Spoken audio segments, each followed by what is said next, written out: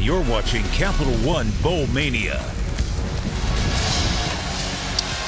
From Tampa, Florida, welcome to the ReliaQuest Bowl, part of Capital One Bowl Mania on this beautiful Monday inside the NFL home of the Tampa Bay Buccaneers. We got a really good matchup for you. Mississippi State out of the SEC and Illinois from the Big Ten. Two good teams worth celebrating. A massive void here today, though. The person who's not here with us, the head coach of the Bulldogs, Mike Leach, has been honored across college football this whole bowl season, particularly today in the pregame, the bands, all the tributes on the field, the fans, the players themselves. Captain Will Rogers, the quarterback for Mississippi State, the helmet decals honoring Mike. Will led his team out onto the field with a Mike Leach flag before the game just moments ago. A guy who is greatly missed here this afternoon in Tampa, that's for sure. Hi, everybody. Dave Fleming, Rod Gilmore, Tiffany Blackman. Happy New Year. Great to have you with us. Rod, it was 3 weeks ago today that the college football world lost a true all-time great. Mike Leach died at the age of 61 very suddenly, very tragically. And there were some obvious questions about whether to play this game, not from the Mississippi State players, coaches, or Mike's family. They felt strongly that this was the way to honor Mike's legacy, was to have this game today. But no matter what happens on the field, we are always going to miss a true all-time great and a one-of-a-kind personality. There's no question about it. For those of us who were lucky enough to know him off the field, he was more than just a colorful character with great quotes for the media. He was a guy who was a good man, who cared about people, incredibly curious, comfortable in his own skin, and he wanted to know your story. He wanted to delve into what your background was and find out about you. On the field, he was, in my opinion, one of the 5 most important figures as far as impacting the passing game in all of college football. You start with Sid Gilman, the father of the forward pass, the deep ball, and then Don Coryell's Air Coryell at San Diego with Dan Fouts and Kellen Winslow, the deep ball to the tight end and the like. And how about Bill Walsh, just changing the game completely with the controlled passing game, the West Coast offense, short passes, running backs out of the backfield, and all of that. Then June Jones brought us the run and shoot. Quarterback in the shotgun, receivers moving and reading the defense in time with the quarterback, completely changing things. And Mike Leach and Hal Mumme giving us the air raid offense, the heck with the tight end, the heck with the running game, let the ball fly around, give the offensive lineman the big wide splits, and you have that. And almost every team at every level runs some form of the air raid, either in part or in whole. Well said. And we're going to spend a lot of time today celebrating the teams, 2 teams that have had really good years, but also the legacy and life of Mike Leach. For more on that, let's go down to Tiffany on the field. Game was never a question for Mississippi State. Quarterback Will Rogers and his teammates, they told us they know how Coach Leach would want them to finish this year. So they'll be playing in this game wearing these helmets, which they got their first look at when they arrived to the stadium. One side says State, the other has this pirate flag with the initials NL on it. Guys, just a fitting tribute for their coach, who we all know loves Pirates. Yeah, thank you, Tiffany. And indeed, it just seems perfect. It wasn't planned this way, obviously, that we're playing this game in a stadium that houses a massive pirate ship. So here we are in Tampa.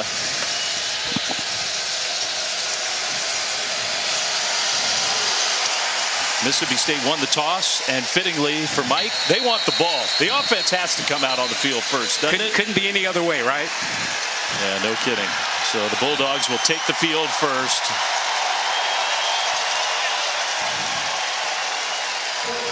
And as we've seen from some other schools around the country throughout this bowl season, it's been very moving, I think, to witness all the ways coaches and players across college football have honored Mike and his memory. We're going to see something similar here today on the first play of the game. Both teams agreed that we'll have a classic, which for Mississippi State is not a stretch, classic Mike Leach formation, and there'll be a delay of game penalty taken and then declined. An on-field moment of silence of sorts. For the players and the fans, another moment, another opportunity to recognize Mike Leach. Delay, offense, penalty is declined, first down. And now both teams, including the brand new head coach, Zach Arnett of Mississippi State, are going to try to focus on playing a football game. And that's what Mike's family said they really wanted to have happen today. Not easy, but as we talked to Mississippi State players, they made it clear their focus was to do their job. They said that they knew that's what Mike would want them to do. So Will Rogers, the record-setting quarterback for Mississippi State, on the field, and now the first play from scrimmage, a throw that was contested but caught along the right sideline for a completion of 8 yards on first down.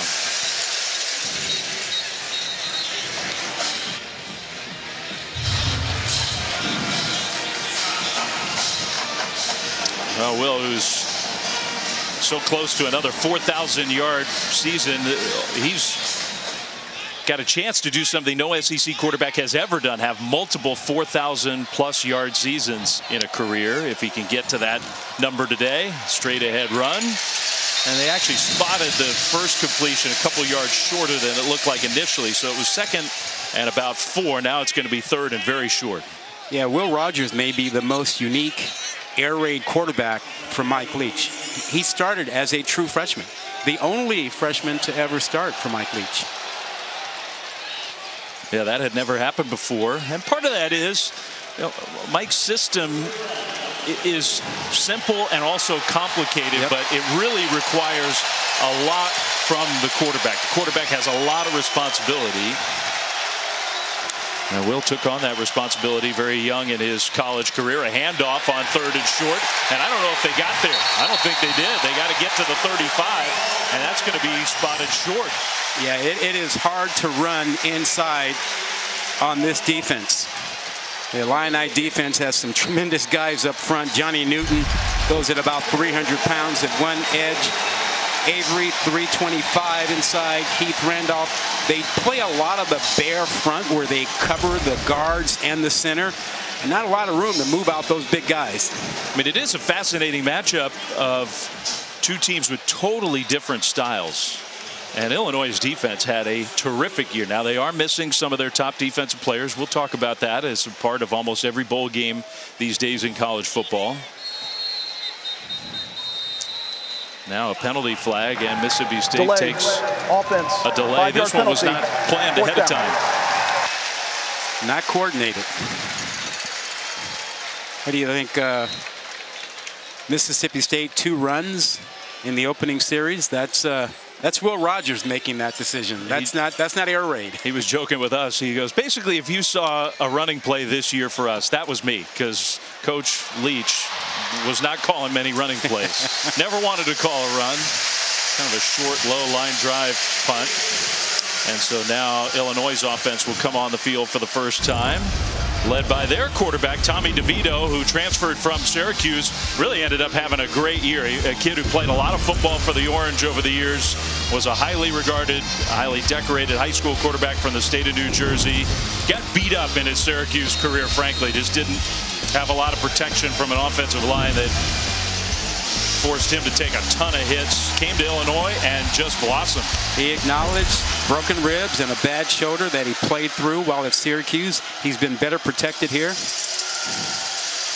So DeVito's going to throw the ball on first down and had a lot of time, just nowhere to go with the ball. Ultimately, Mississippi State's going to sack him. Sherman Timms gets credit for the sack, getting a start in place of Tyrus Wheat, a good player who's not on the field today for the Bulldogs. Some of the guys who are playing are Chick-fil-A impact players. Yeah, Mississippi State on offense. Emmanuel Forbes, 6 pick sixes for that team already. So the Bulldogs defense, Forbes there in coverage and took a hand to the face from Casey Washington. No penalty flag thrown. Rudely interrupted what we're doing here. Jet Johnson, outstanding linebacker for them. Isaiah Williams will touch the ball an awful lot. And then Reggie Love steps in for the missing running back, Chase Brown. He will get a little help from Josh McCray, but it's going to be big for him to make some plays catching the ball. Mississippi State's defense, maybe not quite as dominant as Illinois, but they had a good year, and they get a hand on the pass, deflected and knocked down. Incomplete. It's going to be fourth down. Yeah, this is a Mississippi State defense that, runs that 3-3-5 defense that was originated by Joe Lee Dunn and Rocky Long. You know, they're moving around an awful lot. 5 defensive backs, a little bit undersized, but they are active and aggressive. Maybe the second most notable pass deflection for Randy Charlton this year. He knocked down the 2-point attempt in the Egg Bowl victory. Yep. Mike Leach's final game and win as a college head coach. Big win for the Bulldogs. So back-to-back 3-and-outs. The punt will bounce out of bounds. And Mississippi State will have the ball when we come back to Tampa. Hey, they got the ship out on the water, huh? Not too shabby, Leach's presence is everywhere here today.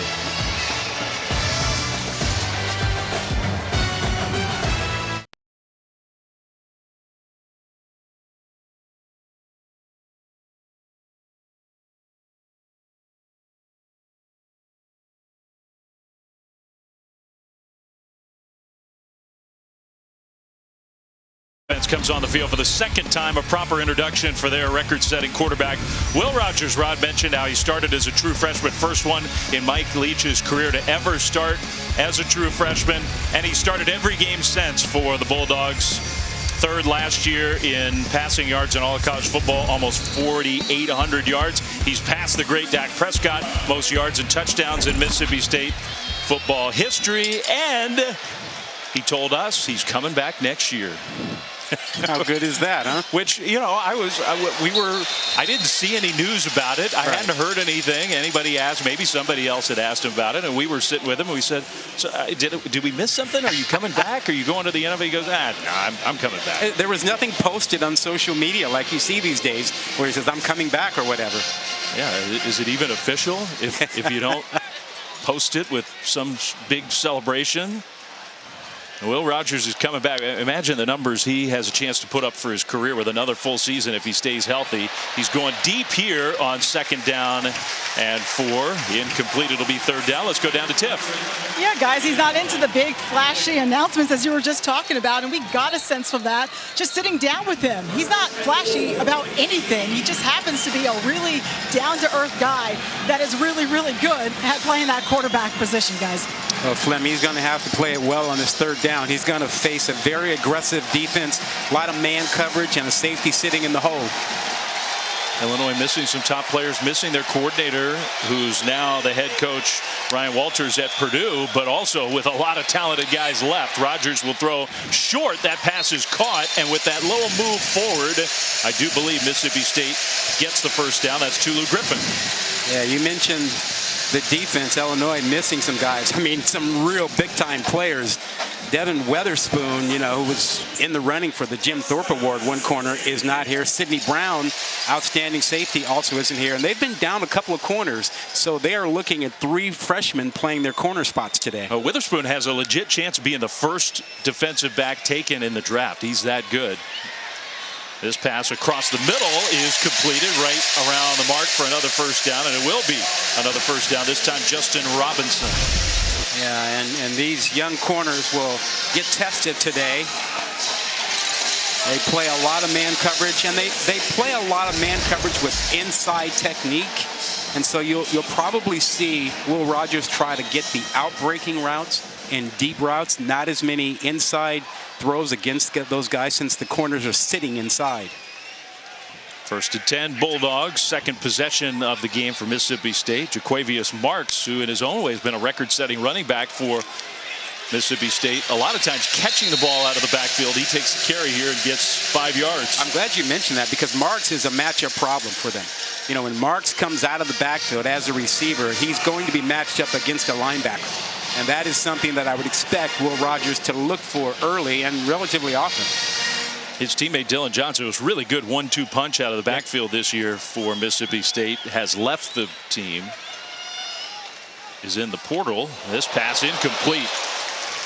Intended for Robinson again, and it sort of clanged off of Robinson, hung in the air for a dramatic moment. Yeah, you know, this air raid offense gives you a lot of short passes, a lot of crossing routes, a lot of mesh where receivers come from opposite sides of the field and almost bump into each other. But they also give you the 4 verticals where they send 4 guys deep, and that's unusual for a lot of teams. 3rd and 5. Austin Williams came in motion. Rodgers kind of looking his way, and the pass is incomplete. Williams couldn't find it. It was hanging in the air in the neighborhood, but Williams, I don't know if he looked up into the sun or just got turned around. It's 4th down. Yeah, he had a tough time initially getting away from Matthew Bailey, the safety who took him when he came off the line of scrimmage. And again, really aggressive man-to-man coverage. Right now, they're feeling like this is their identity, and they see no reason to step away from it until Mississippi State shows that they can beat them. Number 1 is now number 94. Zach Arnett, Rod talked about his history as a defensive coordinator, disciple of Rocky Long. That defensive style has done a really nice job in Starkville the last few years, and there wasn't much question about who was going to take over for Coach Leach. Zach Arnett, first-time head coach, coaching his first game. A punt for the Bulldogs, and Illinois will have the ball when we come back to Tampa. Great host site for this ReliaQuest Bowl.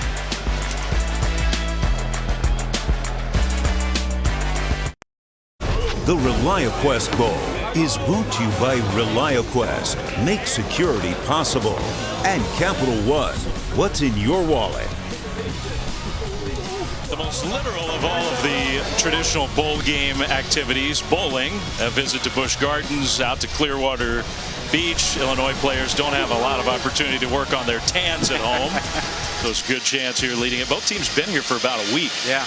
How about offensive coordinator Barry Lunny for the Illini said beach might not have been a good idea. They saw how big the Mississippi State players are. I mean, this is an Illinois team that plays in the Big Ten. It's not like they're not used to big-time football, but he did say a couple of his players made comments about, man, that SEC group, they look pretty powerful. Handoff for a short gain on first down. By the way, before we went to the break on that punt, George Georgopoulos, the Mississippi State punter, I think the Bulldogs really felt like there should have been a flag thrown here. Yeah, they've got a good complaint there. That looked like running into the kicker. No penalty was thrown, so Illinois has the ball, 2nd and 10 with Tommy DeVito, their quarterback, on the field for his second series in this first quarter.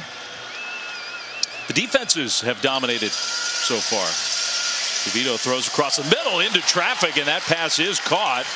Dangerously so. Tip Ryman, the tight end, with the catch. Penalty flag on the field.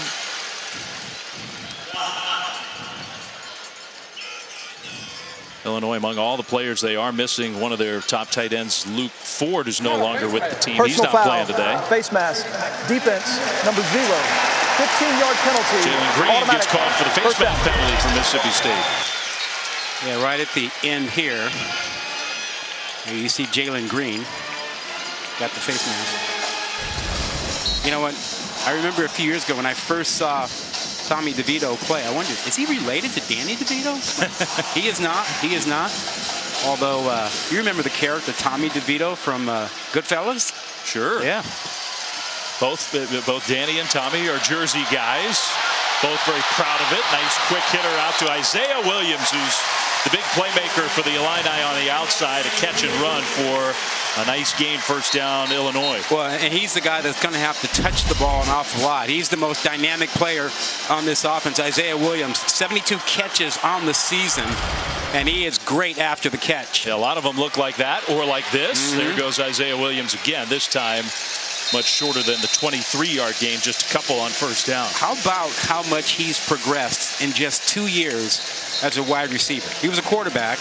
They moved him to receiver, and he is outstanding. I mean, his change of direction will leave guys in his wake. Top 5 in the country, number 1 in the Big Ten yards after the catch for a receiver. So it tells you how dynamic he is once he gets the ball. Reggie Love in the backfield alongside DeVito. Love gets the carry here and down to the 30 for a gain of about 5 or 6. I'm curious to see how well they run the ball without Chase Brown. You know, Chase Brown was, I believe, 2nd in the country, 1,600+ yards rushing. They really depended on him. Now we'll see a fair amount of Reggie Love. Josh McCray, who is the big back, will also get some touches, but a lot of pressure on Reggie Love to replace some pretty big shoes. Barry Lunny told us, play them both early, kind of see how it's going. Pitch to Love on 3rd down, cuts it straight ahead and gets the first down. Looked Chase Brown-like with that run. He is built low to the ground, hard to tackle, and he just keeps his legs churning. You see, low to the ground, look at the legs, just keep driving. It's about 205 pounds. For an injured defensive player. That's Colin Duncan, who I think took the hit from Reggie Love at the end of that play. Started to get up, and now he sits back down. So an injury timeout here in Tampa. First quarter still scoreless. Hopefully Colin Duncan's okay. We'll be back right after this.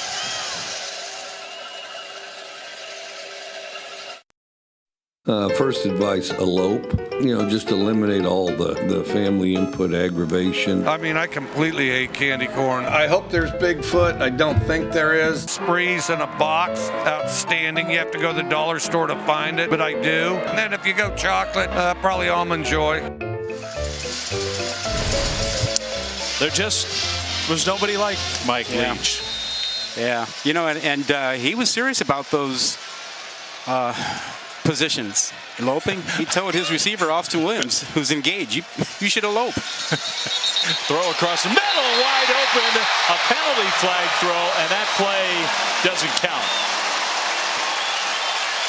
So nobody could hear the whistle, apparently, because Illinois just kept on going. Yeah, I think it was a false start.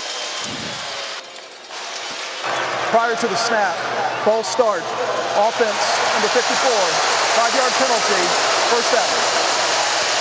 And that just drives you crazy if you're the coaching staff for Illinois, because you game plan this entire month to find a way to get Williams wide open like that, and you get it, and you get a false start. Left tackle Julian Pearl, part of a really outstanding Illinois offensive line. First penalty of the game. And it's 1st and 15. Josh McCray in for the first time in the backfield. McCray gets the carry left side, and he will be forced to the edge and pushed out of bounds. Camrion Richardson from his defensive back spot helped get him out of bounds. Josh McCray is a big, strong dude, has been hurt most of the year. Yeah, 235 pounds plus, powerful. He's the big back that they were looking to have most of the year, but as you mentioned, he was banged up. They want to see what he has today. He'll be back next year, so they could be set at running back. Yeah, a little bit of an audition for him in this game. He splits out to the left. DeVito throws short right, and that slot receiver Isaiah Williams straight upfield gets the penalty yardage back, plus 1 or 2 extra. It'll be third down. DeVito won't be back next year. Surprisingly, the NCAA declined his request for a waiver for an additional year. Kind of surprising. Yeah, the Big Ten approved it. The NCAA declined it, so he's going to get ready for the NFL draft. He was disappointed, though. He told us he really was looking forward to coming back and playing one more year with the Illini. So it's 3rd and 9 for Illinois inside the Mississippi State 25. Pressure comes up the middle, and DeVito goes down. So the pressure came for the Bulldogs, and they got there. Nathaniel Watson, the #1 tackler in the SEC. Randy Charlton was there as well from his defensive end spot. Yeah, they brought the 2 backers, Page number 16 and Watson 14, and just watch inside. He's coming in, and then you also get Page 16 coming, and it causes confusion. The left guard decides to take Page, and that opened it wide open for Watson. So now Caleb Griffin out on the field for a long field goal try. 52 yards coming up. The snap and hold. The kick is on the way, and it is no good.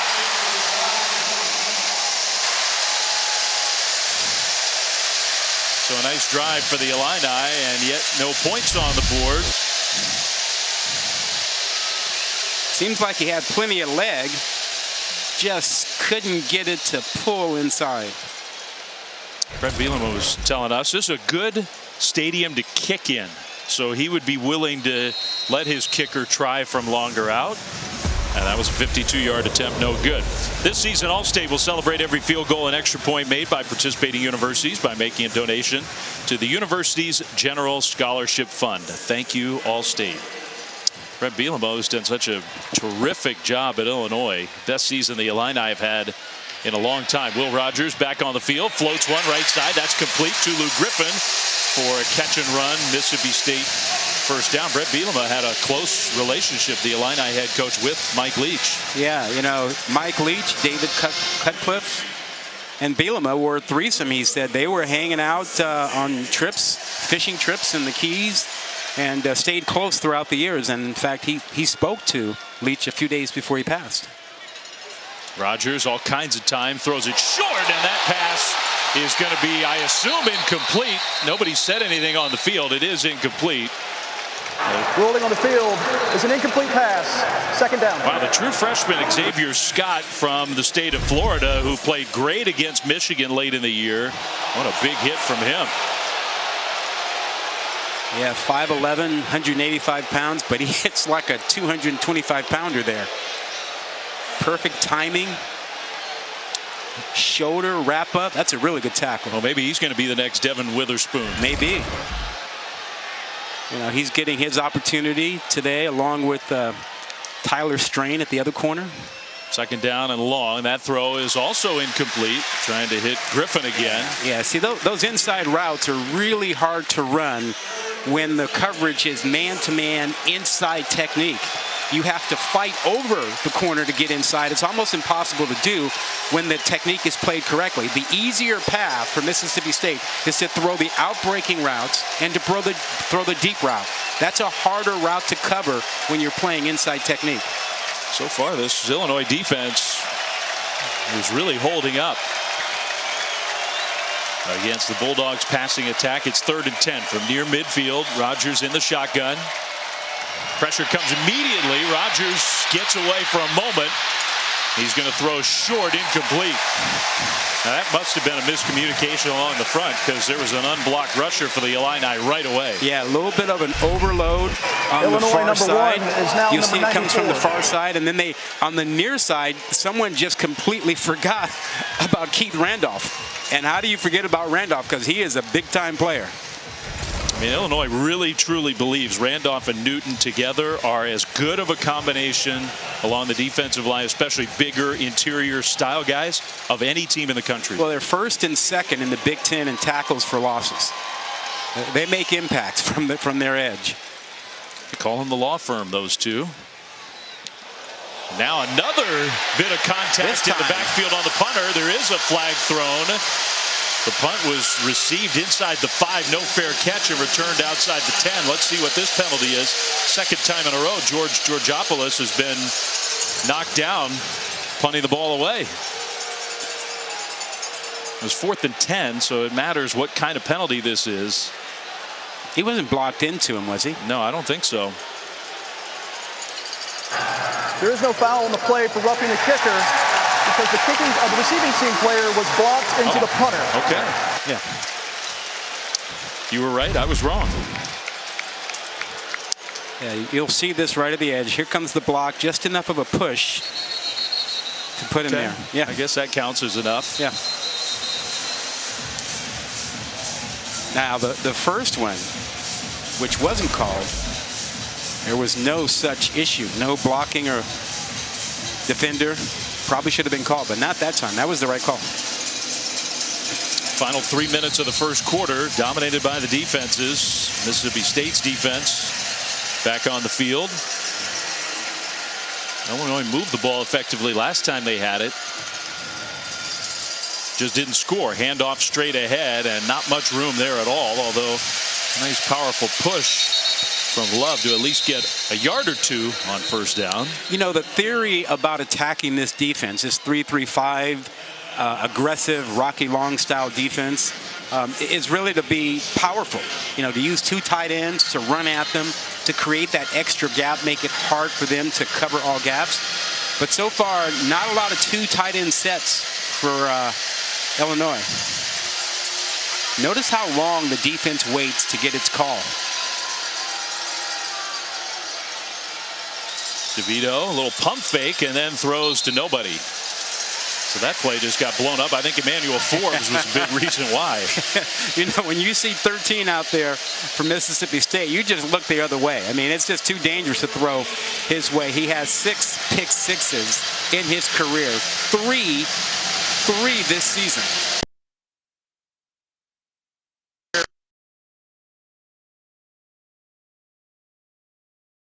play today.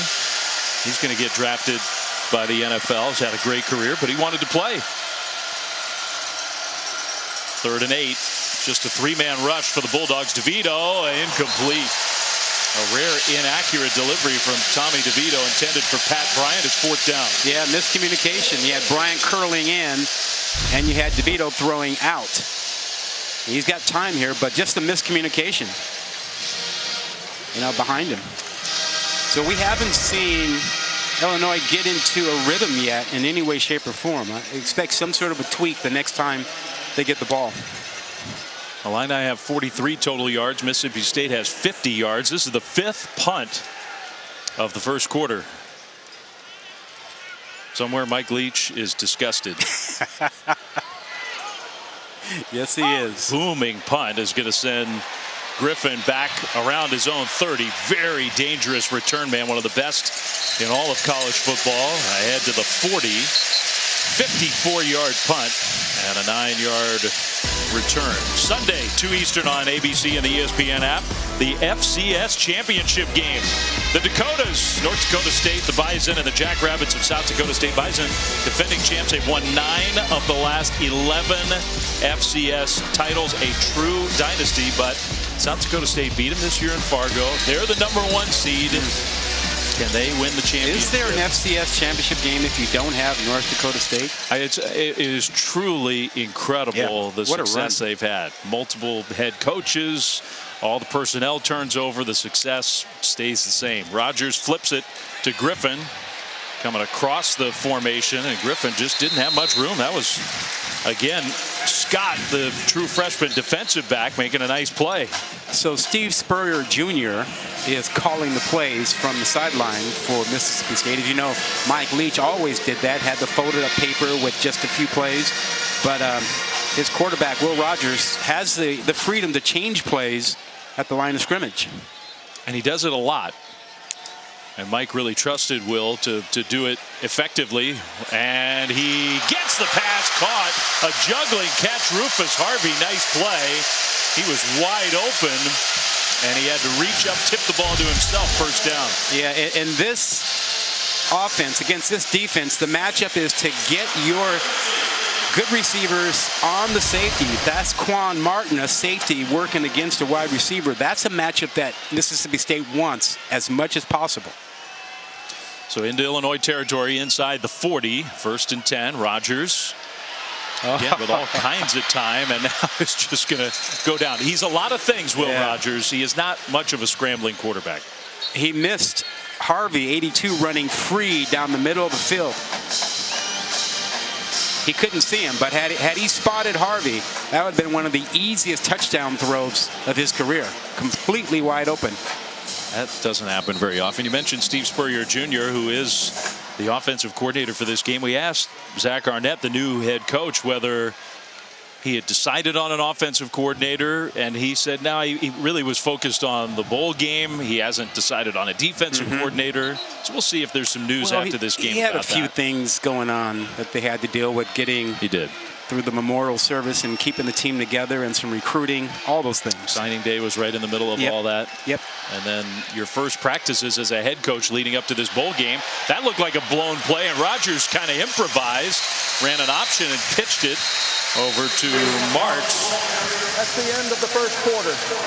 Made something out of nothing there on the final play of quarter #1. No points on the board on either side, although the Bulldogs, Mike Leach's Bulldogs, on the move. All the tributes on the helmets and in the stands today for this ReliaQuest Bowl in Tampa.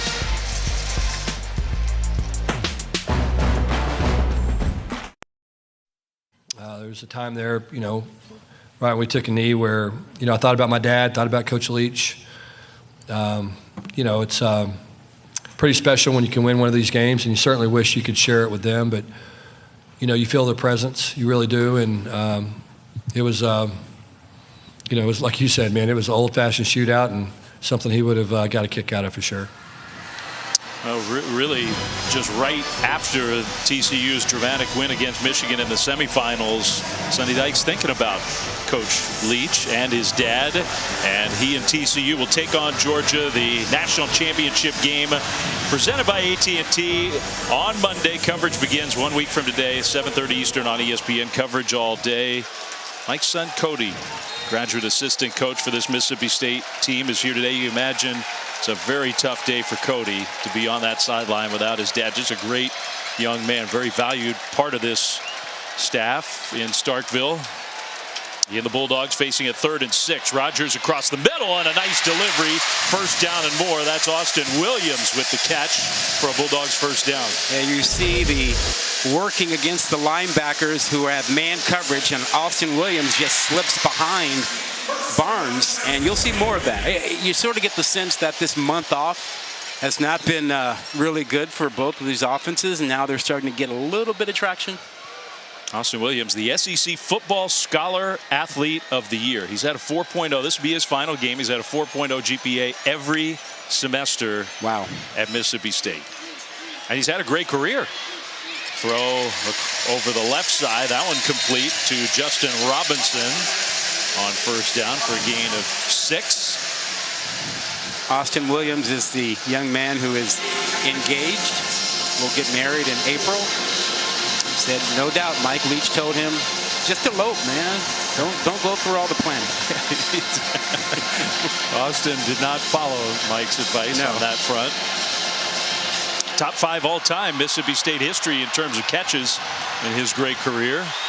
Marks in the backfield alongside Will Rogers on second down. That throw is complete. Big hit again across the middle, but that'll be enough for a first down.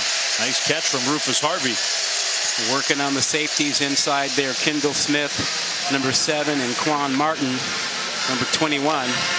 The more experienced players in this defense.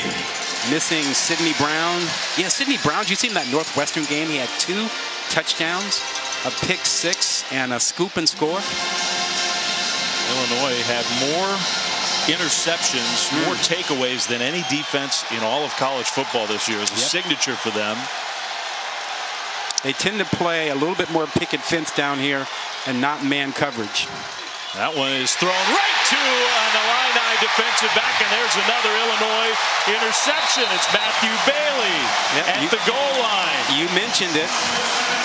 That's what they do. They take the ball away. And I believe Will Rogers was thrown off of it because they play so much man everywhere. But when they get into the red zone, they go away from the man and give you a little bit of picket fence zone. So he thought it was man. You got number 2, Bailey, sitting right there, not moving with the guy, and it's an easy pick. Only 6 interceptions all year for Will Rogers, but he didn't have to face Illinois. That's their specialty.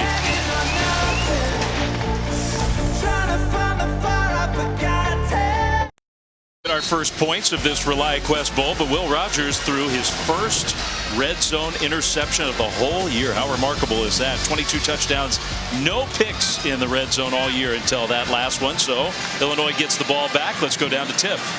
Hey, Matthew Bailey was on the end of that thrown ball, so we had that game possible touchdown saving play there for Matthew Bailey, who continues to get handshakes around the sidelines. But he's one of these younger guys that they expected to step up today, and Quan Martin told us about that. He said that Bailey, he's been coaching him up, and so much that Bailey's even been correcting him at times in practice. So you know Quan's got to be happy with the young guy there. Yeah, he did. He specifically mentioned Matthew Bailey as a true freshman who he thinks has a chance to be one of the next great Illini defensive backs. Williams gets another touch and a nice gain on first down. Matthew Bailey, who has now 3 interceptions on the year. Well, they've developed an identity and a style on that defense over there. Aggressive, man coverage, and, you know, dropping in a little bit of zone. Completion out to the right side. That's Casey Washington, who got pushed backwards, then went forward again, and with that extra effort gets the Illinois first down.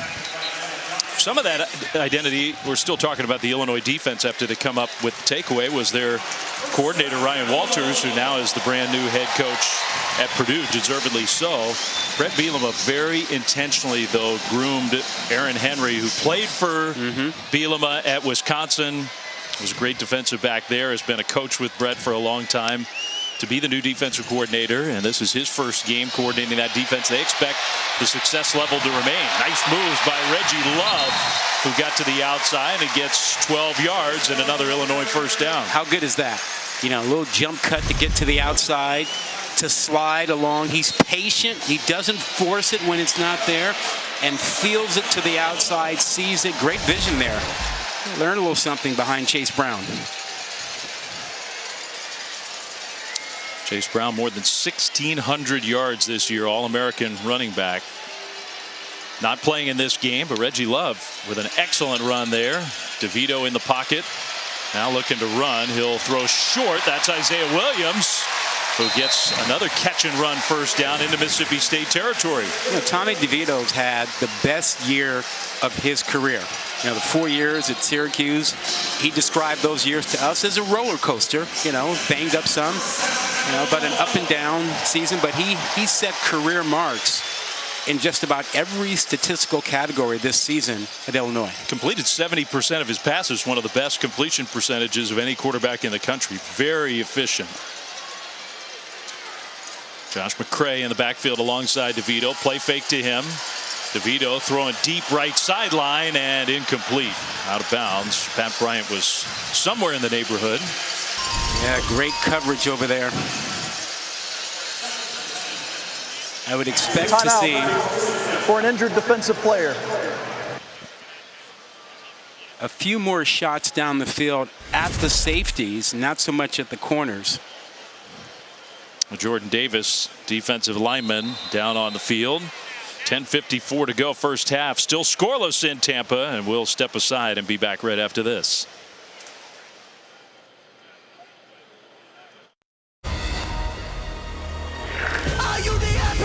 The College Football Playoff National Championship, TCU, Georgia, January 9th on ESPN. All right, back here in Tampa, where Zach Arnett's Mississippi State defense on the field, Illini on the move. Scoreless, 10:54 to go until halftime. Jordan Davis, good defensive lineman. Always scary when it's sort of a non-contact injury. That's what it looked like very end of the play. You can see him grab toward that left knee area. Help Jordan Davis off the field. Hopefully he's okay. Handoff on second down. Down to the 45 for a gain of a couple yards to set up third and long. Yeah, it is tough sledding inside. Cameron Young, 93, sits on top of the center, the nose guard. He's 315 pounds. You want to block him, pack a lunch. Be there all day. Yeah, big dude. Jaden Crumedy, who missed most of the year since he's been back, has really helped that Mississippi State defensive line. Illini 1 for 4 on third down so far in this game. It's 3rd and 8 here. Part of the field, Rob, where we may be thinking 4-down territory. Yeah. Bowl game in particular. Have some fun. Roll the dice a little bit. Williams came in motion. DeVito steps up and now is going down. Back close to midfield. Just had nowhere to go with the ball. Yeah, I mean, the coverage downfield was spectacular.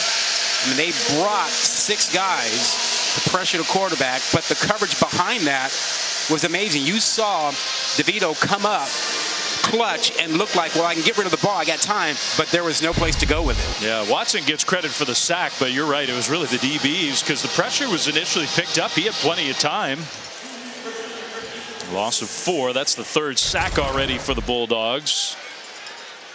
And it forces a punt. That one's going to bounce inside the 5 and into the end zone. It crossed that goal line. Oh, so close. It was a really good punt. Just couldn't quite down it at the 1. That'll be a touchback. So the Mississippi State offense comes back out. While we have a moment, we'll check out the Bowl Challenge Cup standings brought to you by Progressive. How much of an impact do you think the opt-outs have on this? Because you look at these numbers and, Big Ten's doing well, Pac-12, SEC, once again, like last year, losing records so far. Yeah, the SEC has struggled in some of these games that, this one doesn't qualify, but some of the games that fall before the big bowl games around New Year's. SEC has tended to have more than their fair share of opt-outs. Lots of draft prospects on those rosters, understandably so. I think it has impacted those standings. That pass was deflected at the line of scrimmage, and it'll fall incomplete. Maybe Johnny Newton got a hand up and knocked it down. Mississippi State, by those standards, actually has most of their players on the field today. I think that's right. Yeah, just a couple guys. But this front for Illinois, I mean, it's big and powerful, and they're making life difficult for Will Rogers. 2nd down and 10. Rogers, again, just nowhere to go with the ball. Now he's going to scramble and run and head for the sideline. He did not want to take a hit. Somebody on the sidelines took a hit. Tariq Barnes was in pursuit. Illinois, more opt-outs for the Illini. Both Browns, Witherspoon not playing. We mentioned the tight end who's not with the team anymore, Luke Ford. The injured defensive back, Taz Nicholson, who's a really good player, can't play in this game. And I was looking forward to seeing their secondary with Sidney Brown and Devin Witherspoon, because they were fantastic all season long. As good as any secondary out there. So now 3rd and 6. Jaden Walley came in motion. That pass is caught. And that's Walley who came in motion, went across the middle, went into a slide and picked it off the turf. It's a smart play. They got him matched up against Kendall Smith, the safety. I'm sorry, it was Quan Martin they got him matched up with. And, safeties aren't as good in man-to-man coverage as corners. Nobody has 4 guys who can play man-to-man coverage. Handoff on 1st down. And a gain of a couple yards outside the 35. I mean, you're lucky if you have 2 good corners that can play man really well. If you get a 3rd one to play that nickel spot, you've got a great secondary. And asking your safeties to play wide receivers in man coverage all over the field is really asking a lot. It'll be the challenge for Aaron Henry, I think, going into this offseason for the Illini, the brand new defensive coordinator, to try to figure out, do we have the personnel to play that style again next year? Another pass deflected at the line of scrimmage. It's at least 2, maybe 3 of those already in this first half. This time Calvin Avery got a hand up. Well, Avery and Newton and Randolph. How come Avery isn't part of the law firm? He hadn't made partner yet. They call it Newton and Randolph, but Avery's a huge part of it. Take a look at their new defensive coordinator, Aaron Henry, 34 years old. He said he's been with Brett Bielema since he was 17 and was recruited. He said, I interviewed for the job starting at age 17. That's how long he's known Bielema. He feels like he's really ready for it. Rogers rolling left. Will Rogers going to heave it down the field, and a jump ball interception. Another takeaway for the Illini. Kendall Smith came away with the ball. How good is that? I mean, this team just takes the ball away over and over. Kendall Smith gets to play that safety spot, roaming the middle when they're in man-free coverage. He's 20 yards deep. You can't even see him here. He's reading the eyes of the quarterback, and he's being taken to the ball. So he has an opportunity to make a play. Illini had more interceptions, 22 during the season, than any team in the country. They've got 2 already in the first half today.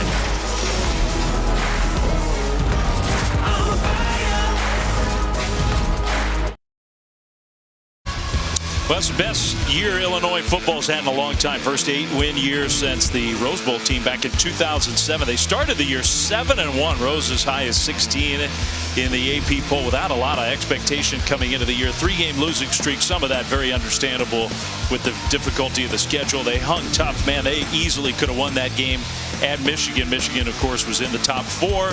They beat Northwestern to finish the regular season, finished 2nd in the Big Ten West, just narrowly missed out on a spot in the Big Ten championship game. They're in a bowl game for the first time since 2019.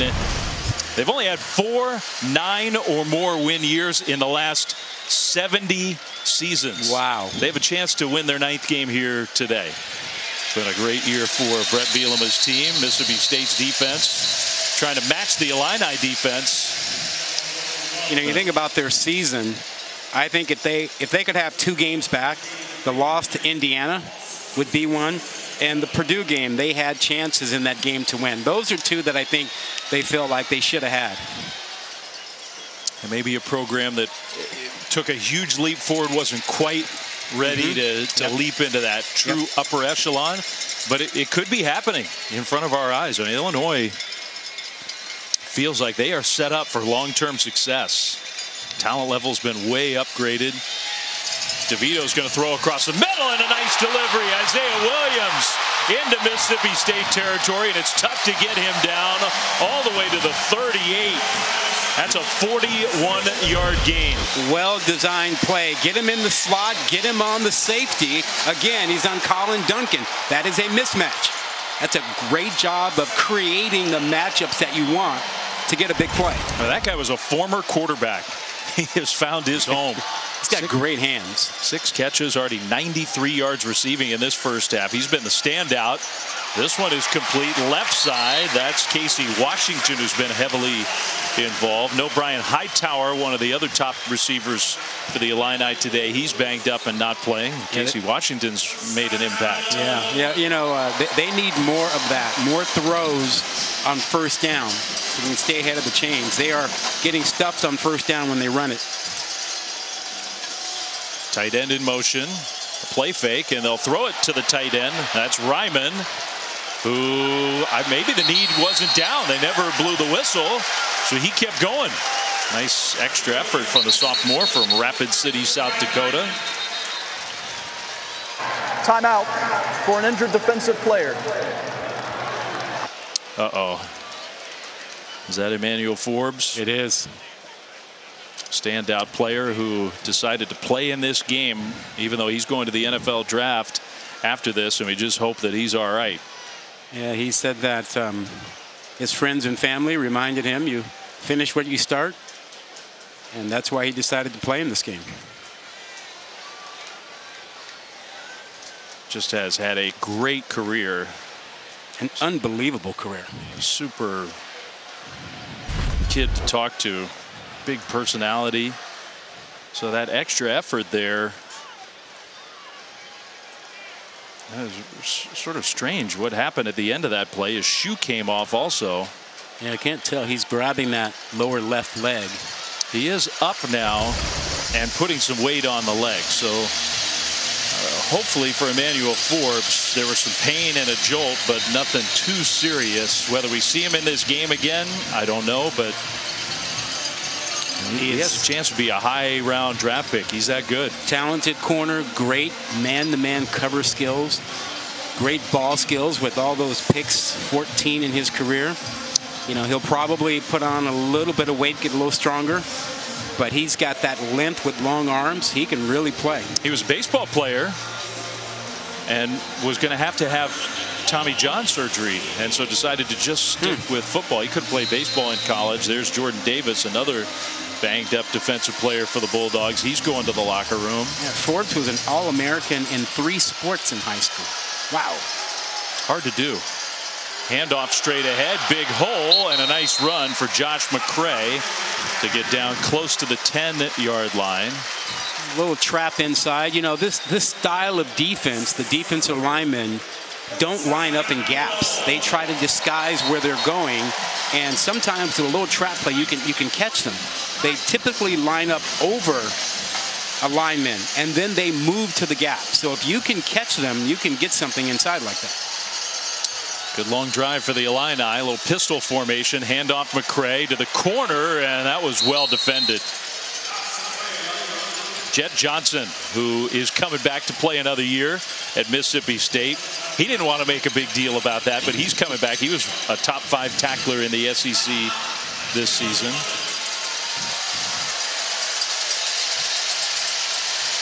Will Tommy DeVito be on the move here?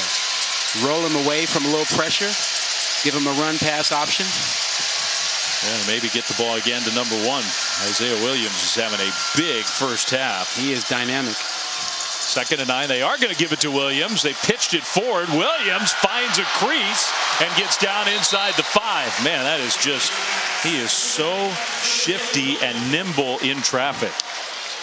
I'm not sure if it's the right comparison, but he reminds me of Deebo Samuels when he was at South Carolina. The way that he's used and the ability to run like a running back and to catch like a receiver. He is so versatile and great on the field as the runner was short of the line to gain. It's 3rd down. That counts as a reception because the ball was tossed slightly forward. So that's his 7th catch. He's already over 100 yards. I don't think it's a bad comparison the way they play, although Deebo's probably a little bigger, heftier. Yep. That should be a running play. Shouldn't count as a pass. 3rd down here. DeVito's going to try to sneak it. Got a push from behind, and he definitely got the first down inside the 2. That can't be comfortable when you get pushed from behind like that. Teams do it all the time. Yeah. It's legal now. Yeah. I don't blame them for doing it, but it does have to hurt. Yeah. You're getting tackled in front, and then you get pounded by your own guys, hitting you in the back. Oh, now that's great to see. Emmanuel Forbes already back on the field. Yeah. He told us, you know, he loves the game, loves playing, and he was going to finish what he started. He's matched up against Isaiah Williams over on that left side for the Illini. 1st and goal. DeVito in the shotgun is going to hand it to the running back, Love, who got through the initial hit, but not the second. This is where I would expect him to use Josh McCray, the bigger back at 235 pounds. Now, see the penetration? Good cutting inside. Crumedy gets into the backfield, number 94. He blew up that play right at the start. Now, that's where Crumedy makes such an impact. He doesn't always have to get credit for the stats on a play, but... Yep. Oh, he made that play. He blew that play up. But now it's 2nd and goal. This time DeVito's going to keep it. Tommy DeVito, touchdown!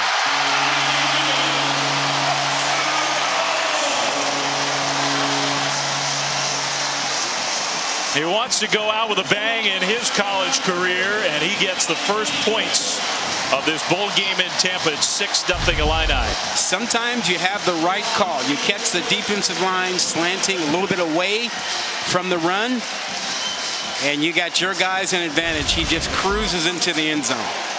Great call in that situation, or great planning to know which way to run that. 10 plays, 77 yards, almost 5 minutes on that drive, and the DeVito touchdown run.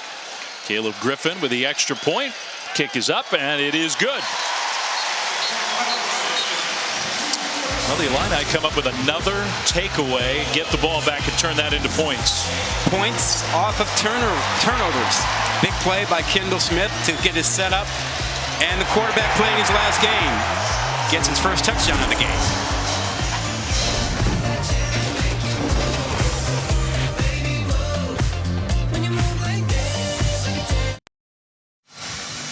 Late 2nd quarter in Tampa, and the Illini have the first points of the game. Illinois with a 7-0 lead over Mississippi State. Well, tonight, one of the best games of the year in the NFL. First things first, did you remember that it's Monday today? The holiday time, it gets a little jumbled. Yeah, I was thrown off. Monday Night Football tonight, the Bills and the Bengals, 8:15 Eastern on all the platforms, ESPN, ESPN2, ABC, on the app, ESPN Deportes, Joe Burrow, Josh Allen, just a terrific game. That's a pretty good quarterback matchup, don't you think? 2 of the best. Pat Mahomes has had such a great year, too. Can't wait to watch that one. How about that Washington State flag, huh? Yeah, we got the old crimson flag here from Pullman. Wazoo making an appearance in the house. Of course, Mike Leach spent, 8 years? Yeah. At Washington State. Great success in Pullman. This one's going to be a touchback. Kind of surprising that Tulu Griffin didn't return that one. He's been so good this year as a return man. Our unbeatable performance is brought to you by Xfinity.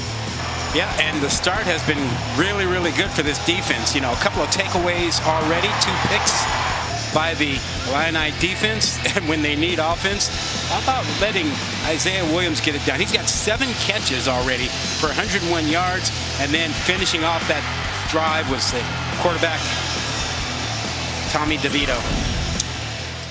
Yeah, really impressive. I'm missing 2 future NFL players in the secondary. The Illini, 2 of their very best defenders, not playing in this game, and you wouldn't know it. Just playing great, making it real tough on Will Rogers and a high-flying Mississippi State offense. That short pass complete to Marks out to the 30. Plenty of time for the Bulldogs with all 3 timeouts, 2.5+ minutes. Yeah, the month-long layoff, I think, has hurt this Mississippi State offense more than anything.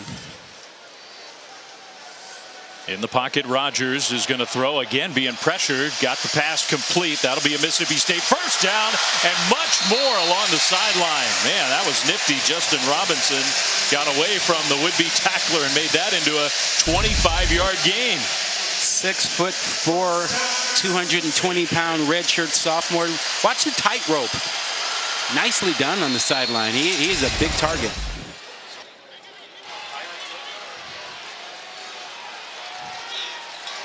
More crossing routes.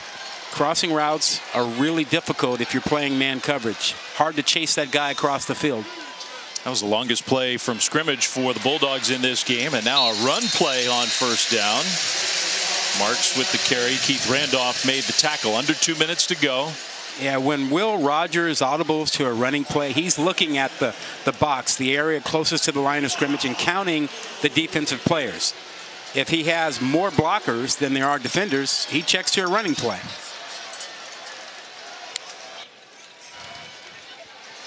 Now a trick play coming for the Bulldogs. I think trying to throw the ball. They'll throw it to Rogers along the sideline. There was a receiver toward the goal line who was wide open. Yeah, him. Completely wide open. Justin Robinson was standing back there with his arms wide spread saying, "Throw me the ball." Look how wide open he is. He has nobody within 15 yards. Well, I mean, it's Jaden Wally, the receiver, who was the, quote, quarterback on the play. So it's hard to blame him, but I bet he made the throw in practice. That had a chance to be a touchdown. Instead, it's a completion to your quarterback. That's kind of cool. Rogers will throw middle and almost another interception. Trying to get it to Tulu Griffin. Incomplete, and lucky that it was incomplete. Yeah. Illini doing a nice job of mixing up what they're doing. They have linebackers inside zone coverage there, not man-to-man coverage. Every now and then they throw the tweak in there, and it catches Rogers off guard. A quarterback who's probably as good as any in the country at diagnosing what he sees. Yep. I mean, Will Rogers, really smart quarterback, but he was having some problems in this first half. Looked right, throws left, and Justin Robinson gets thrown backwards. How about part of that law firm? I mean, that's Newton, the lineman, getting out there, making that play on the perimeter. Timeout. Mississippi State, their first. 30 seconds. So a timeout for the Bulldogs. Coming up on the TikTok halftime report. Who will rule the Rose Bowl? We still get the Rose Bowl to be played today. So it's just a great day of football, college and NFL. College football playoffs, most compelling champ game yet, perhaps. Reese, Dez, David Pollack live from Pasadena getting ready for that Rose Bowl. They'll have the TikTok halftime report for you. You know, Utah spoke about unfinished business because they were in the Rose Bowl last year and lost that game. And I think they're sufficiently motivated, but this is a Penn State team that hasn't played in that game since when? They played USC a few years ago and lost the Rose Bowl. Well, it was a great Rose Bowl that day. 1:01 on the clock here, second quarter. Mississippi State on the move, but now facing a 3rd and 10. So this is a very big play. They're 3 for 7 on third downs in this first half. They've got 2 downs here. I'm not sure they'd try a long field goal, but they've got 2 downs and a minute to go here. Place kicking has not been a strength for the most part for Mississippi State. It's gotten a little better late in the year. Rogers takes a snap. Will Rogers will throw middle. That pass is caught down to the 20, and the tackle there still 3 yards short of the first down. That's Jaquavius Marks. Clock moving, and we'll see what Zach Arnett wants to do, the brand new head coach. Yeah, I'm surprised they haven't used Marks more out of the backfield. He is a matchup problem, particularly when you get the Illini playing man coverage. Now they are going to go for it. They've let a lot of time tick off the clock. They haven't used a timeout, so even if they get it, then you're going to be in a spot where the clock will be somewhat of an issue, and maybe they're not going for it. Maybe they're going to take this all the way down. They're burning a bunch of time. Play clock down to 3. And now they will call timeout. Timeout. Mississippi State. Their second. 30 seconds.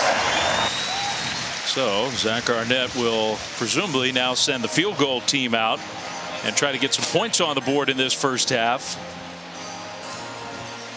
7-0 Illini with 13 seconds to go here in quarter number 2. Dave Fleming, Rod Gilmore, great to have you with us. Happy New Year to you. Obviously, so much leading into this game about the Mississippi State head coach, Mike Leach, and his absence and what the college football world is doing to honor him. We've seen a very spirited game here today, and I think you got to give Illinois some credit for being totally focused on the task at hand. Well, yeah, I mean, you really have to be impressed with the way both teams are playing hard. There's no question about it. I think clearly the month layoff has hurt both offenses, but the defensive play has been outstanding. We've seen some tremendous stuff, and the motivation. We had both teams tell us winning a 9th game is really important and doing their job. Each player trying to make sure that they would do their job today. Massimo Biscardi, 38-yard field goal try coming up here. And the kick is on the way, and that one is good. So it's points for the Bulldogs. Definitely not the first half that their offense was looking for, but Zach Arnett with a little clap for his place kicker. Well, it gets you on the board. Sometimes all you need is to break through, and then things start to work out for you. But right now, defensively, both squads are ahead and dictating. We've seen a couple of matchups that the offense has been able to create, but not that many. And look, the trick play worked to some degree, but it is impossible to not think, yeah, if the ball had gone to the right player on the trick play a few plays ago, the Bulldogs would have been in the end zone, because that was there for the taking. It was wide open. 9 seconds on the clock, so you figure it's just a squib type kick here. Illinois didn't use their timeouts in that last sequence, so they'll probably be content to go to the locker room. The Illini are going to get the ball to start the second half. Speaking of the Rose Bowl, last time Illinois had a 9-win season was that Rose Bowl team in 2007. That wasn't as competitive of a Rose Bowl as the Penn State one you were referencing. Yeah, that one was fantastic. Kick is going to bounce all the way down to the 15. And a nice move to get to the outside. Reggie Love is the guy to return it all the way outside the 40. But that will allow the final seconds to tick off the clock. So that kick return took a while. Good effort. But the end of the half here in Tampa. I think we'll see a little bit of an adjustment in the second half. And, you know, on the Mississippi State side, I'm expecting them to get the ball a little bit more to Jaquavius Marks. Saw him out of the backfield that last series. I think those are matchups that really work. Before the teams are headed to the locker rooms. Brett Bielema was asking, though, I mean, the return was good enough to where you could consider a Hail Mary play. Does he believe the clock was off and there was another second left? I think he's asking. Some of the Illini players are already in the tunnel. That's the end of the second quarter. Okay, so I guess we decided that is the end of the quarter. It was close. The Illini coaches. Illinois is challenging the ruling on the field that time expired during the previous play, which is under review. I mean, some of the staff members for the Illini were screaming towards the tunnel, get back out here, and Brett Bielema wants to use a challenge. How about that competitive spirit? Like, if there's 1 second, I want it. Challenging that. If this were at the 25, he probably wouldn't be doing it, but because the return got all the way outside the 40, I think it motivated the head coach for Illinois to have him take a closer look. Yeah, and you know, Will Rogers has a strong enough arm to make that throw from about the 40. I'm sorry, Tommy DeVito. And watching the clock there synced up, I mean, I think there's definitely at least a second remaining, and maybe 2. So I think he's going to win this challenge. Yeah. Well, I just admire the competitiveness. A lot of guys would have just said, 1 second into the half. Let's go into halftime. After further review, the runner was out of bounds at the 43-yard line with 2 seconds on the game clock. It was 1st and 10 Illinois, and they are not charged a timeout. So 2 seconds on the clock, a chance to heave one and see what happens. Yeah, that's really your only choice. You don't have enough time to run a play and get more yardage and then try a kick. You got to take your shot here. Man, Tiff was all set up for the interview with Bielema. She was down there on the field in position, ready to go. She got yelled at. The players got yelled at. A little dry run for her. Man, she is going to be so ready once this half finally comes to an end. I mean, has she had any sleep the last couple We nights? should give some kudos to Tiffany Blackman for her hustle to get here for this game after being in Phoenix for the Fiesta Bowl and that scene. Sleep tomorrow. They're handing it off. So after all that, it's a handoff. Oh, my goodness. Now it's the end of the second quarter. And a little sense of humor. Was that worth all the effort? Adam Savoy, our referee. I like referee humor. Now, that's the end of the second quarter. So the teams can safely go to the locker rooms. Tiffany will get set up again. Just a delay of a minute or two. Illini are going to get the ball to start the second half. Their defense played so well. Isaiah Williams played so well, and Tiff is down with Brett. Coach, a touchdown run by Tommy DeVito. He joked you guys might cut him loose in this game. What more do you want to see from him in the next half? He's been cut loose. Now he's got to cut it loose, right? So I think our guys played a good with a false start, penalties, mental errors in these early bowl games. When we get going the first half, we should play a lot cleaner in the second half. 2 interceptions by your secondary despite missing some key pieces. How are they able to be effective? Our DBs, they play with energy. They very aggressive mentality. They believe every ball is theirs. I thought our defense playing well. We just got to capitalize on those opportunities. Thanks, Coach.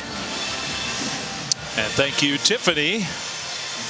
It's halftime. Brett Bielema's Illini with a 7-3 lead. TikTok halftime report coming up right after this.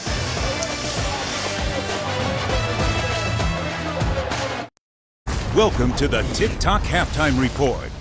Capital One Bowl Mania. And welcome back to Tampa and the ReliaQuest Bowl, part of Capital One Bowl Mania, as we get ready to start the second half. A first half dominated by the defenses. We'll see if the offenses can get them ramped up. Illinois with the 7-3 lead over Mississippi State as we get ready to start the third quarter. Our performance update is brought to you by Tax Act. And the number is pretty even on both sides, really. Not much rushing attack. Teams were able to throw the ball a little bit. The 2 turnovers stand out. Probably the biggest difference in the game. First time in his career, Will Rogers has thrown interceptions on consecutive drives. That's what Illinois does. They take the ball away. The Illini defense very impressive. Dave Fleming, Rod Gilmore, Tiffany Blackman back with you here from Tampa. Well, we heard the Illinois head coach, Brett Bielema, say to Tiffany at the end of the first half, okay, the rush should be off. The second half's going to be a little prettier. Yeah, where's the offense? I mean, yeah, there's a month layoff, and that's an issue. I do believe that Mississippi State has to try and push the ball down the field more. I mean, they're getting this man-to-man coverage, and they're being shut down in the short passing routes. They're going to have to push the ball down the field a little bit more. I expect to see that early in the third quarter.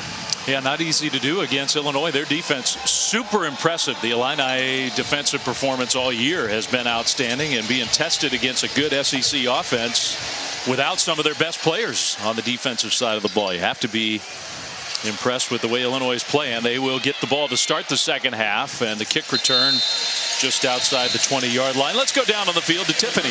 Hey, guys, we know how direct Coach Zach Arnett is, and when I talked to him at halftime, nothing changed. He simply said, we're losing, we got to play better. He did give me an update, though, on defensive end Jordan Davis, who we saw injure that left knee during the first half. He said he's probably going to be out, guys, so a big blow to that defensive line for them. Yeah, that's too bad. He is sort of, Zach, the classic, he's very different from Mike Leach. He is the classic defensive coach. I mean, you get him talking about some other stuff. Right. He's got a great personality. He's a really nice guy, but he's pretty tight-lipped when it comes to the football stuff. Yeah. He's had a lot to deal with in his first 3-4 weeks as a head coach. Tommy DeVito is going to look to throw the ball on first down, and he'll throw it deep down the right side, incomplete. Yeah, more throws like this on first down, Flynn. He had a little check down he didn't take. Probably should have taken it to create a 2nd and short. He's getting caught up in the let's let it all hang out for Tommy in his final college game. Yeah. Cut him loose. Yeah, he was very honest about his time at Syracuse and, you know, being beaten up and not protected. He said that was really big for him during the recruitment out of the portal that, you know, he was told, we will protect you. And it's worked out well for him. Yeah, Brett Bielema, that was sort of his line to Tommy DeVito was, I guarantee you we're going to take care of you in terms of your health. We're going to do everything we can to keep you from taking all those hits, and they've done a great job of that this year. He is much better in my estimation with his footwork as a quarterback, which has improved his accuracy. You'll see at times he climbs the pocket a little bit better than he did when he was at Syracuse. I think this offense makes it all that much easier for him. He doesn't have to throw it 60 times. 3rd and 10 for Illinois. Mississippi State's defense has played well in this game, even with the struggles of their offense. DeVito, lots of time across the middle and a perfect delivery. Then the ball comes out. I think that's going to be ruled as a catch and then a strip and a fumble. Pat Bryant had it. Sean Preston comes up with the ball. Mississippi State, for the moment, thinks they've come up. Ruling on the field is a catch, fumble, and recovery by the defense. First down, Mississippi State. Okay, so that's the ruling on the field. And so replay will take a look at this, and they will look at whether he made a football move after the catch. Did he have time to make a move? I counted a step. I'm not sure he got a 2nd step in. Previous play is under further review. That's a close one. Yeah, I think if he had had a 2nd step, got that other foot down, I'd call this a completion. But this happens on the 1st step. I think that's going to be an incomplete pass. That looks incomplete to me. I really have made it a personal policy not to guess with the replay officials, but I think I'm with you. After what we saw in the semifinals with the Michigan non-call, the touchdown taken off the board, I'm okay with guessing because sometimes they're wrong. Yeah, you're right about that. So they're taking a look up top. Mississippi State's defense under Zach Arnett has been known for takeaways. Illinois, we've been highlighting their takeaways this year. Nobody was better in the country than the Illini, but Mississippi State's done a really good job in that regard themselves. Yeah, you know, both of these defenses are very aggressive. Different style, you know, because Mississippi State runs the 3-3-5 and they move around their defensive linemen, but they're both from the school of let's be aggressive, let's get after the line of scrimmage, let's attack, and let's place the man on the backside and mix it up. Well, they had a lot of good looks at it. My guess is that it's not going to be a fumble, that it's going to be an incomplete pass. But this is not a totally easy one. Yeah, the amount of time that they're taking would suggest that they're also looking at time of clock and where the ball should be, all that kind of good stuff. After further review, it was an incomplete pass. It's 4th down. Yeah. So it is 4th down. Mississippi State's going to get the ball back, but it will make a big difference in terms of field position. Huge difference. Huge difference.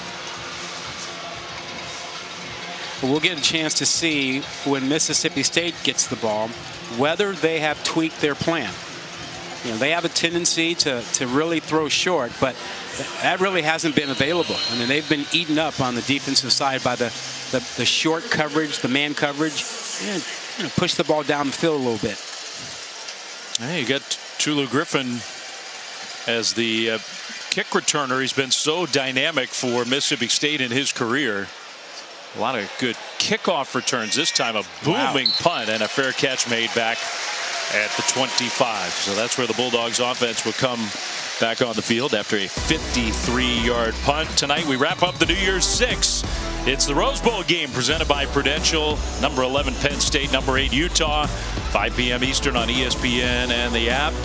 Has Cam Rising decided what he's going to do? I don't think he's announced. He has not. Cam Rising said late in the regular season, along the lines of, I'm really going to enjoy my last game at Rice Eccles. But since then, when he's been asked about it, he has essentially said he has not committed one way or the other. So who knows? Maybe his last game as the Utah quarterback. That pass was thrown a little behind, but still brought in by Jaden Walley for a completion. See how aggressive the Illinois defensive backs are on these short routes? They are all over these guys. They are daring them to take them deep, daring them. 2nd down and 4 after a 6-yard pass play. Rogers throws it short again, and an open field tackle at least a yard short of the first down. Caleb Ducking with the catch.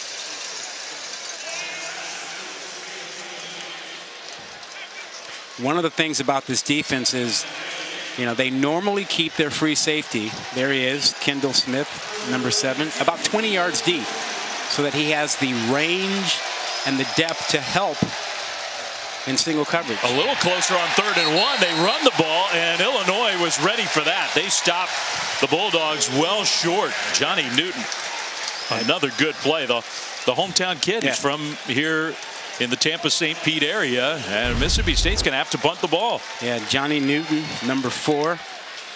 And then inside you've got 93, Avery. But look at the pressure off the edge from number 49, Seth Coleman. But it was up front with Newton and Avery that eliminated any hole.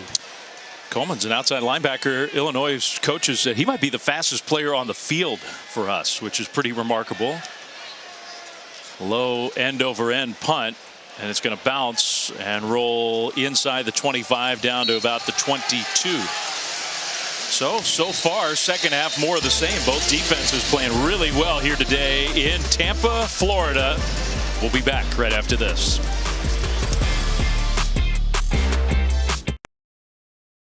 Coach Leach impacted so many people.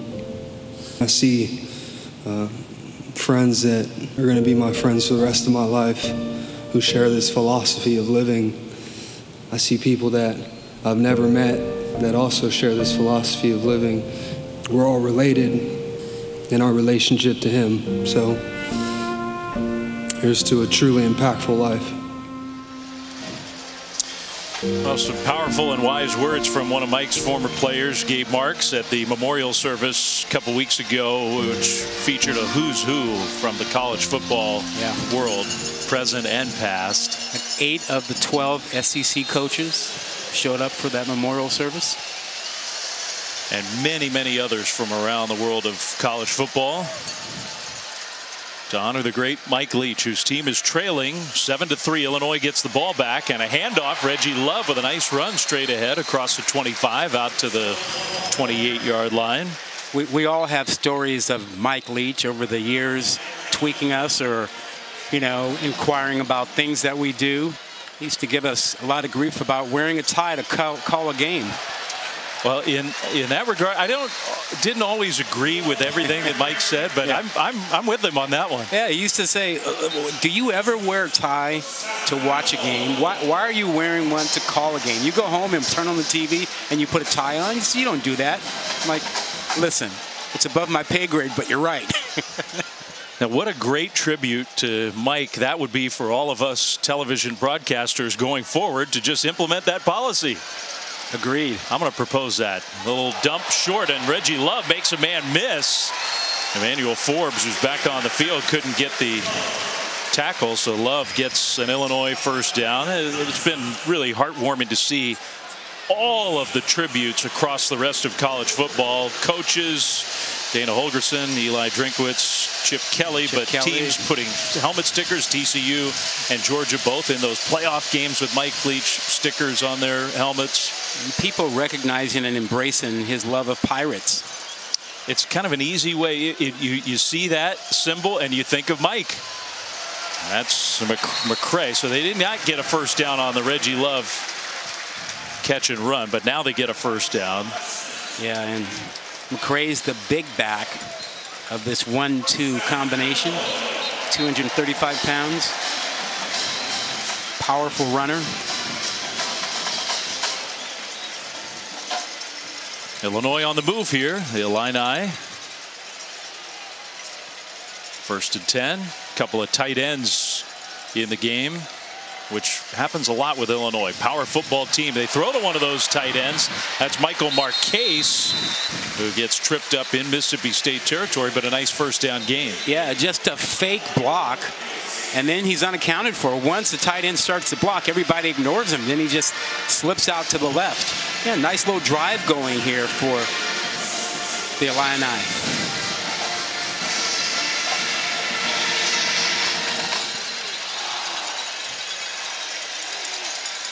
Sixth play of the drive here.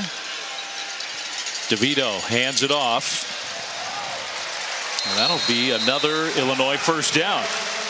We're seeing a little bit more of the, hey, let's attack this 3-3-5 defense with a tight end, a little power running inside, which, you know, we talked about. Generally, that's a game plan towards defending these teams. 5 defensive backs on the field.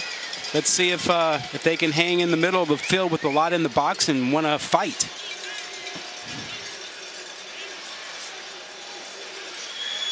Love back in the game alongside DeVito on first down. DeVito throws, middle, caught, and a perfect pass. That'll be 10+ yards, another Illinois first down. That's Casey Washington. Big target, Casey Washington, inside, just a slant, caught him in the zone coverage. And you just get this feeling that Tommy DeVito is getting into a little bit of a rhythm. Well, the first few drives of the game for Illinois didn't produce much. Their scoring drive was really impressive late in the first half. So you carry that over here into the second half. In this drive, you're right. DeVito throws and caught. No. The ball knocked out with the hit. It was in the hands of Ryman, the tight end, but it's incomplete. Yeah, they had it, you know, split safeties, and they went right between them in the middle with the tight end, Ryman. And so there it is. Ryman's open, but couldn't hang on to it. A big hit by Jalen Green, and that's what you're taught defensively. Play isn't over just because the guy catches the ball. Go knock it out.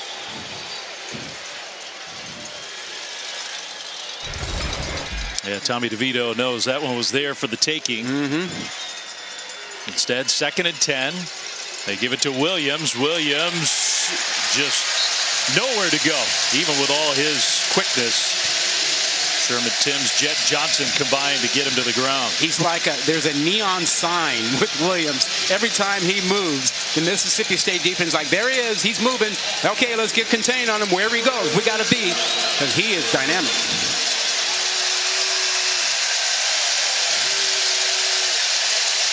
That play lost a couple of yards. 3rd and 12. Can't take a sack here.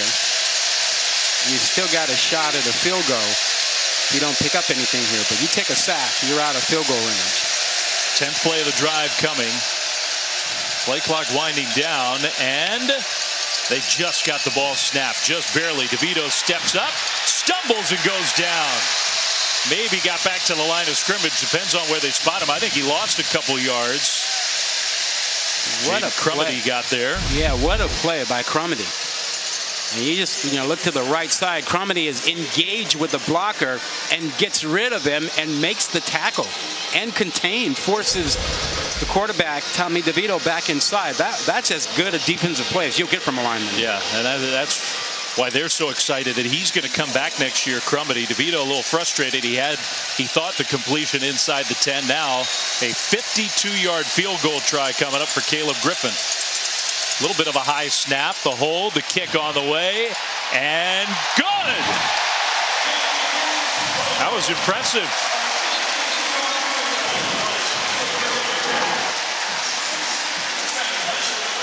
He's got some leg there, right? He might have made that from 55, 57. I mean, just get that thing over the bar.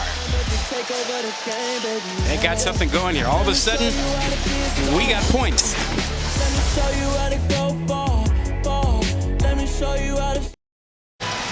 All right, the College Football Playoff National Championship presented by AT&T MegaCast on Monday, January 9th. We can't go through all the different options. You get a lot of ways to watch the National Championship game. It is so much fun. I flip around. I'm looking forward to the Pat McAfee show, but maybe he'll catch another kick beyond the goalpost. Did that the other night pretty impressively. You got the hometown radio calls. Don't call ESPN and yell about a homer call if you listen to one of those channels. But you should drop in on it for a moment to get the feel of it. You should. And then check in on the other one. Caleb Griffin, who just made that field goal, switches jerseys for kickoff duty. That was the longest field goal an Illinois kicker's ever made in their bowl history. 52 yards to make it 10-3 Illini. And he booms one into the end zone for a touchback. Let's go to Kevin Negandhi in studio for an update. Good afternoon, Dave. Checking in on the ESPN family of networks this afternoon. ABC, they got LSU all over Purdue in the Cheez-It Citrus Bowl over on ESPN. Goodyear Cotton Bowl Classic. USC up 14-7 on Tulane. And that game featuring Heisman winner Caleb Williams, who just threw an INT to the Green Wave. Happy New Year to you guys. Back to you.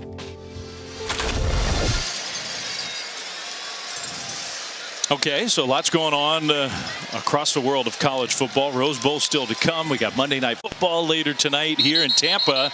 This Mississippi State offense not used to this. Only 3 points on the board halfway through the third quarter. Now they commit a false start on their first play of this drive. Think about the rest of the day that you have as a football fan. It's a good day. You get the Rose Bowl coming up, and then you got Monday Night Football following that. I mean, if I weren't here, I wouldn't be getting off my sofa. And not just any Monday Night Football game, just a great game tonight. Very, very unusual for Mississippi State. One of the top scoring teams in the country, certainly one of the top passing teams. Just haven't gotten it going, and this has been a lot of the story. Will Rogers has had plenty of time. He's had nowhere to go with the ball. He bought some time there and finally found a receiver. Justin Robinson with the catch and a Mississippi State first down. Yeah, you know, what's going on is that Illinois is mixing up their coverages. They've thrown more zone coverage against Mississippi State than they've probably done against any team, and I think it's confusing Will Rogers a bit.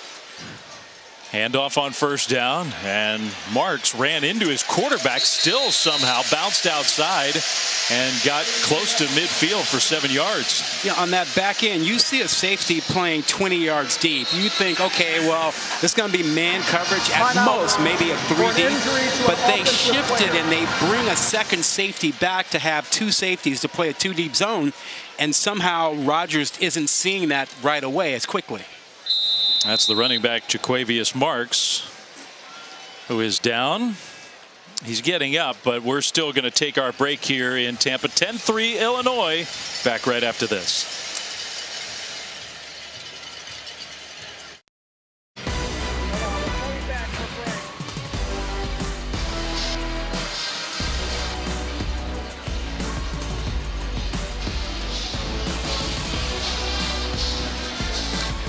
Well, we're back here in Tampa, and another reminder, FCS championship game, North Dakota State, South Dakota State. The Jackrabbits are actually the #1 seed this year, Sunday 2 Eastern on ABC. So before the FBS National Championship game on Sunday, get a chance to watch those two proud programs and rivals go head-to-head with a title on the line. Always a fun game, a good watch. It's always been fun, you know, for us to be a part of those playoffs, the FCS. You're right.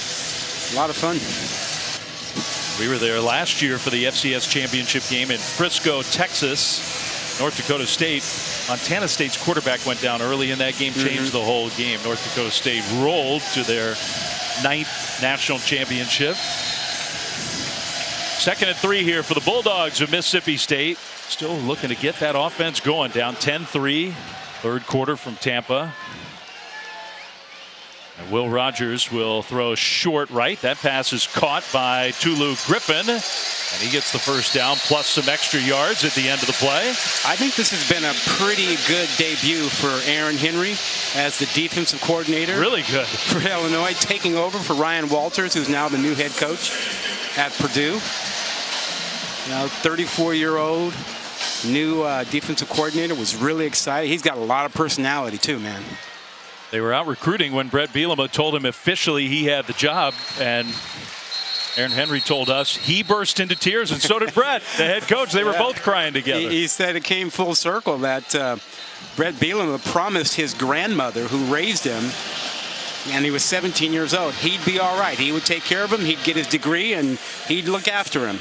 And 17 years later, he earned the right to be the defensive coordinator. Big personality and a heck of a coach. Illinois thinks the transition is going to be seamless. 2nd down and 7, and there was some movement. That's going to be another false start. Offense, number 76. 5-yard penalty, 2nd down. Hey, Brett was in Aaron's house all those years ago when Aaron was a high school player here in Florida on the Gulf Coast, just a couple hours south of Tampa, Fort Myers area. He says there have been a couple of times when Brett Bielema thought that he wasn't going to be able to hire him, that Brett burst into tears. He's a crier. He doesn't look like it, but he is. He is. Big teddy bear. 2nd down and long after the penalty. Rodgers again has to check down. The catch and out of bounds. Simeon Price with Marks off the field for the moment. Price did get some positive yards there to set up 3rd down. Oh, the way that Aaron Henry is mixing up coverages is really working.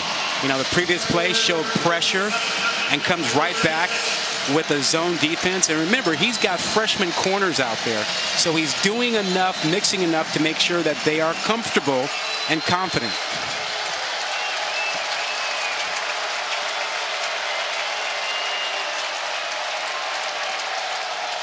Third down and 7. Rodgers pressured, throws, and he's got the completion.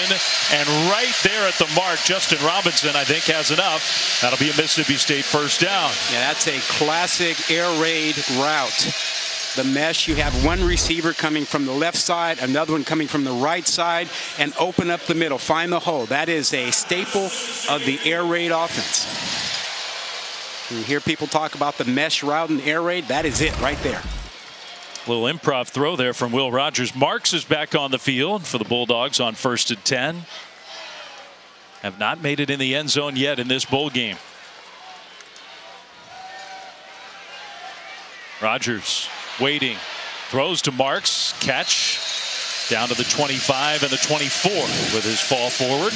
He's being a lot more patient, you know, after throwing a pick down in the red zone in the first half. He's being patient here, making sure he sees a guy wide open or taking the check down. He's 7 for 7 in the second half, Will Rogers is. Those 2 interceptions. He had 6 all year coming into this bowl game. Under 3 minutes to go in the 3rd quarter.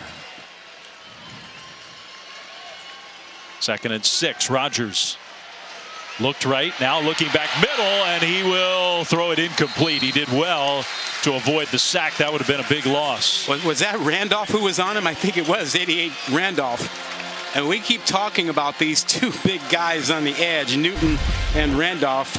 You know, the law firm is the nickname they have. He fights through a couple of blockers and comes right up the middle. And there was no place for Rodgers to go.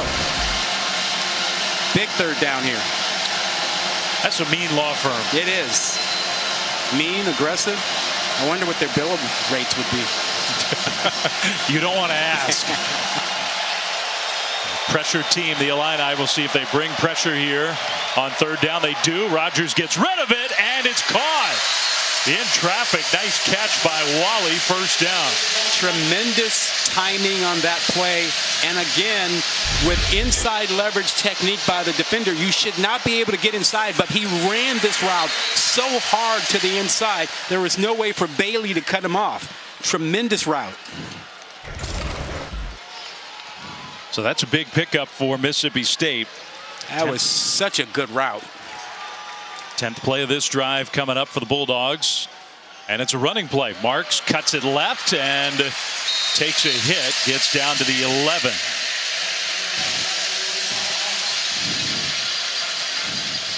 He's slow to get up again.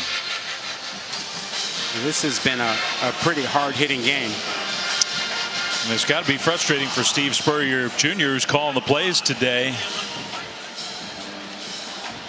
Mississippi State's not used to this. No, they haven't had a chance to get the ball down the field. They've had very few opportunities to get yards after the catch. Marks comes out of the game again. Receiver comes in motion. Rodgers is going to dump it short, and another big hit in the open field right at the line of scrimmage. J.J. Jernigan with the catch, but nowhere to go. Matthew Bailey, his freshman, You know, Martin told us, look out for him. He's going to be something. Well, look at this. I mean, I love this tackle. Wrap him up. Too many guys try to block a guy down. He secures it, wraps him up. That guy can play.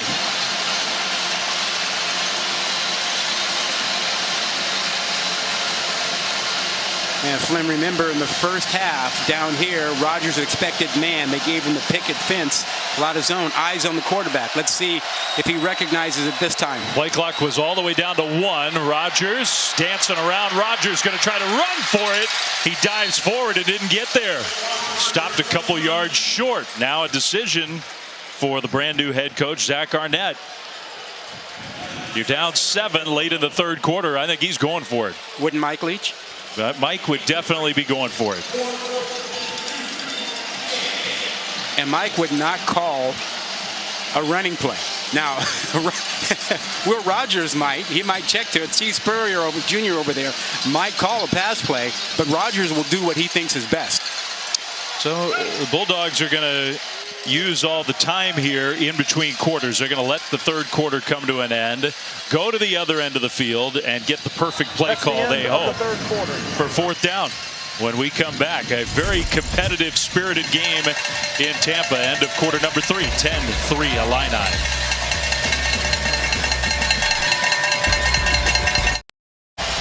And welcome back to the ReliaQuest Bowl, part of Capital One Bowl Mania. We go to the fourth quarter in Tampa, Florida. Mississippi State held out of the end zone all game on fourth down. First play of the quarter, 4th and 2. Any question? Should they be trying a field goal? No question. This was the right decision.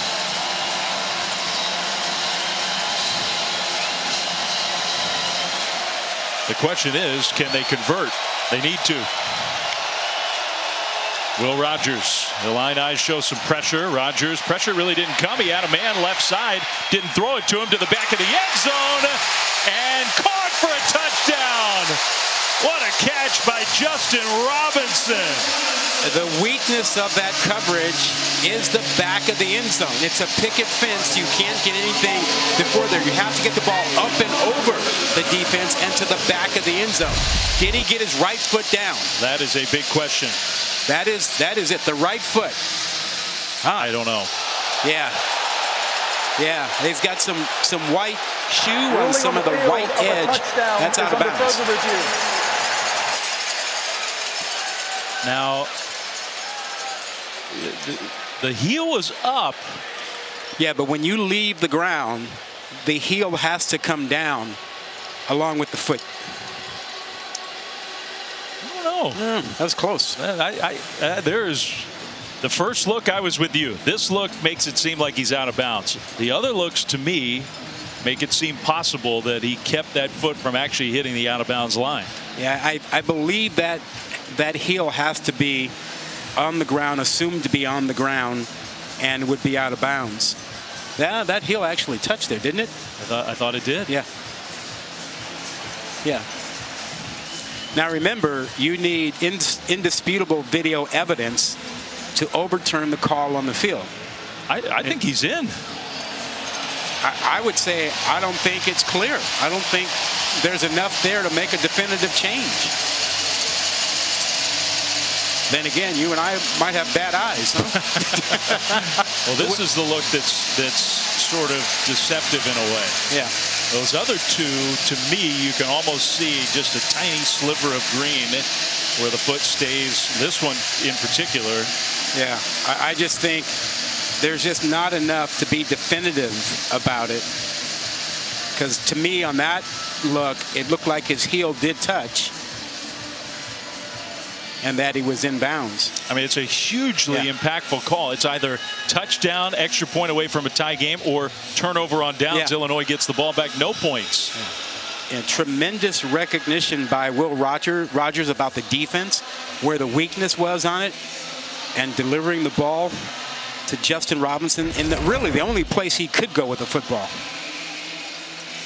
The whole reason to have replay is for a play like this. This is a massive play in this game. The limitation of replay is even with all the technology, the great cameras we have, you can't always tell. Well, and the standard is supposed to be that the replay officials are not substituting their judgment.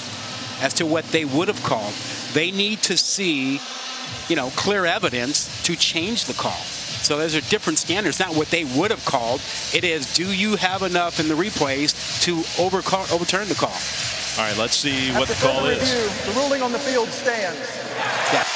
Yeah, that makes sense. I never saw a definitive look that said you could overturn it. What a great play by Justin Robinson. Yeah. 13 plays, 75 yards, and the very first touchdown of the game for Mississippi State on the first play of the fourth quarter. On fourth down, the extra point is up, and it is good. Can you imagine what Will Rogers will do with another year of football? His numbers are going to be monstrous. He's already over, 10,000 yards passing? Over 10,000, close to another 4,000-yard season again today. Still has a chance to get there. Let's assume he has a normal season to under normal from it.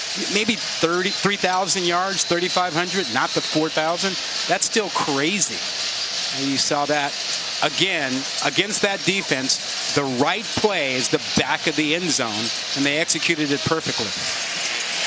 Justin Robinson's having a heck of a game. 7 catches, 81 yards, and now that first Bulldogs touchdown to tie it up in the fourth quarter. Well, somebody had to step up because it's been difficult for Tulu Griffin to get the ball and get loose, and he's been their playmaker a lot. See, now I think that's smart. You're a younger wide receiver. You make a catch like that, go sit right next to the quarterback. Yeah. Just remind him how impressive that play was. Good kick coverage for the Bulldogs. Illinois will get the ball back. Game now tied 10-10. Tonight it is Monday night. It is Monday Night Football. It might be the game of the year in the NFL. One of them for sure. The Bills at the Bengals in Cincinnati, 8:15 Eastern on ESPN, on ABC, on ESPN2, on the app.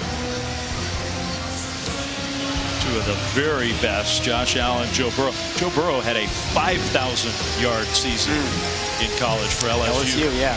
So if you're starting a team, which quarterback do you take? Oh, that's a tough call. Yeah. Those two are way up on the list. I still think Patrick Mahomes is probably the answer, probably. Those two guys are really good. DeVito slings one out to the left side. That's Casey Washington with the catch for the Illini. I like this adjustment for Illinois. First down passes, much better than the game plan in the first half of grinding it into the middle. The first down pass gives them a second down and short. It's a good change. Second and a long 2. Last 2 real full drives for the Illini. They've moved the ball well. Trying to keep that offensive rhythm going. On 2nd and 2, handoff left side. Love changes directions. Now a penalty flag thrown. This one's coming back. Yeah. Yeah, this defensive line guessed correctly and slanted to the right side. That's where the ball was going. 10-yard penalty. It's second down. Jordan Slaughter playing a lot today. Cy Chrysler, the right guard, has been a little banged up for the Illini coming into this game. And Slaughter looked like he was hurting as he got up after committing that penalty. It makes it even more impressive what we've seen from Palczewski, the right tackle. 6-year, 64 starts today is, I think today is 65. Yeah, ties a record for the most starts. 65 starts for the Illini All-American right tackle. DeVito in the pocket. DeVito buying some time. Tommy DeVito now running for the sideline and ducks out of bounds. More great coverage from Mississippi State down the field. And now you got a big third down. And we've seen, by the way, you were mentioning him. Yeah. And I don't think he's given up a sack all season. He hasn't given up one today. 65 games started. He protects that right side. Big third down. You might get some pressure here. Although Mississippi State is showing a too high defense like they would likely be in zone coverage. DeVito on 3rd and 12. Right across the middle, and the pass is complete to Griffin Moore, a tight end who has not played a whole lot this year. We figured he was going to get on the field in this game with no Luke Ford. That's a first down, Illinois. Smart recognition of the too high defense with the safety split. Get right in behind the linebackers. That is the weakness of that coverage. Nicely done. The Illini love their tight ends. Oh, they keep running them down the middle. Whenever they get that too deep zone, they'll get a lot of real estate. Well, that's a huge conversion for DeVito in Illinois. Now a play fake on first down. More pressure. DeVito smartly threw it away. And Jaden Crumedy is unhappy that he didn't find a way to sack the quarterback. Oh, he went for the fake. He went for the pump fake. You know, what do they tell basketball players? Stay on your feet. Do not jump when you get the pump fake. He saw the pump fake. He went for it. That guy is a dude. See? So he's mad at himself for buying into the pump fake. I think he's going to have a big year next year. No doubt. Missed a lot of time. Missed 8 games this year with a wrist injury. Otherwise, he'd probably be getting ready for the NFL draft right now. Agreed. DeVito, pressure was picked up, going deep left side, and incomplete, knocked away. Green had the coverage on Isaiah Williams. And, you know, we wanted to see them take more shots, and you're going to get an unsportsmanlike conduct penalty against Preston, number 12. He's a safety. At the end of the play after it's over, he went through sort of a spanking motion. And the official threw the flag. Is that an official term? Yeah. After the play, unsportsmanlike conduct, Mississippi State number 12. 15-yard penalty. You'll see he shows up. That's number 12. So the Mutombo did not get the penalty. No, it wasn't the Mutombo. It was after that when Preston showed up and did the spanking motion. And I think that was the taunting part of it. So that's huge. It was going to be 3rd and 10. Now see, here comes Preston over, and that's it. That's the one. I mean, I get it, but keep the flag in your pocket. That right? doesn't seem too extreme. Yeah, no, he wasn't in his face. So first down, Illinois. DeVito will throw. That was a nifty throw. Penalty flags in the backfield, though. That's going to be another hold against the Illini. The pass was complete. Holding, offense, number 66. Yeah, Slaughter's having a rough time. First down. That's Slaughter again on the hold. And again, that push up front, you know, has been a real problem. It's started to pick up now even more. Yeah, and he's up against Young, 93. And then switches over and has a heck of a time dealing with Jordan Davis. And I think that's Randy Charlton. I don't think Jordan Davis has come back in the game. I think you're right. Now, Randy Charlton's a good player. UCF transfer, had one of the big plays of the year for Mississippi State.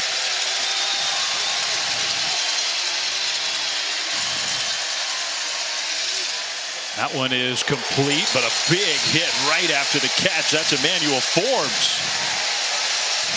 Now, Brett Bielema is yelling about a targeting possibility.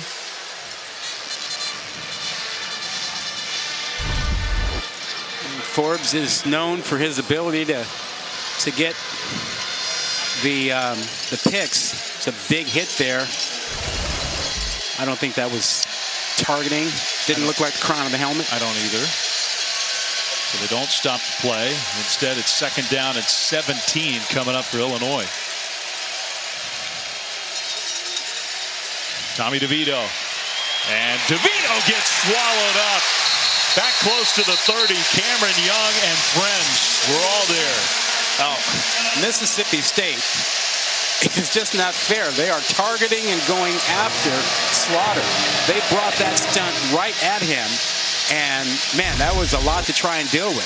Just look at the right side. Look at what they bring. Numbers to that side. Palczewski does his job on the outside, but it's inside. They could not hold up against those numbers, and Young in particular. And Slaughter actually did a pretty decent job considering the chaos. Just numbers, yeah. You're right. It was just an overmatch. 5th sack for the Bulldogs. third and forever. DeVito pressured. Another flag. Incomplete. And I think that may be another hold against Illinois.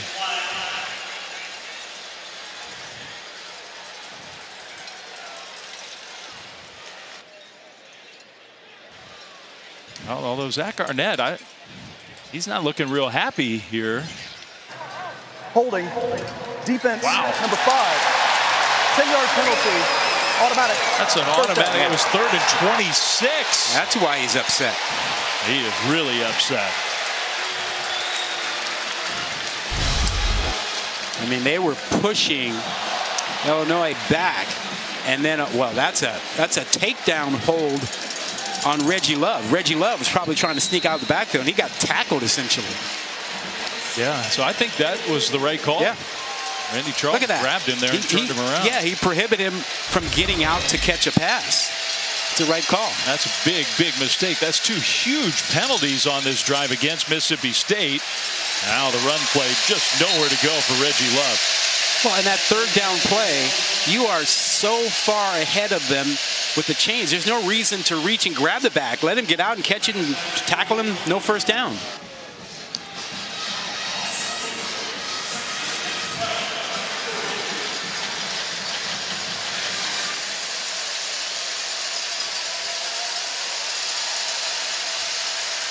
Zach Arnett calling the defense as the head coach here today. He thinks that'll change in the offseason. Probably a little too much to handle. A little wide receiver screen for Illinois and a missed tackle out of the open field. Isaiah Williams again. Man, is he so good at that. And he got right to the first down mark. They're going to spot him for 12 yards and an Illinois first down. He was first in the Big Ten in yards after the catch. 4th overall in FBS. And you can see why. By the way, you see that pop up. Georgia TCU. That's next Monday, a week from today. National championship game presented by AT&T. 7:30 Eastern is when our coverage begins. Can't wait. It is a fascinating matchup. Total underdog team TCU. The powerhouse Georgia. On first down, the Illini. DeVito will look to scramble. Ran into his own offensive lineman and then gets sacked. Another sack for the Bulldogs. I mean, if you're Mississippi State, you're looking at this drive and you're going, we've played well. We've had 2 penalties that allowed Illinois to stay on the field. You know, the taunting penalty and the holding gave them more life. Charlton comes back on the field now. He made that. He committed that penalty. That was a huge mistake, as good as he's been.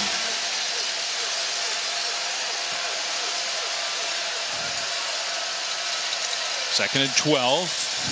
DeVito will just throw it into the ground. His tight end was covered. They were set up maybe for some sort of screen or something, but Tommy DeVito just tried to live to see another play. Well, and Sherman Timms, 34, was standing right with the tight end for the tight end screen, so there was no place to go with it. Good decision to throw the ball away. I mean, right now, that Mississippi State front, they own the line of scrimmage.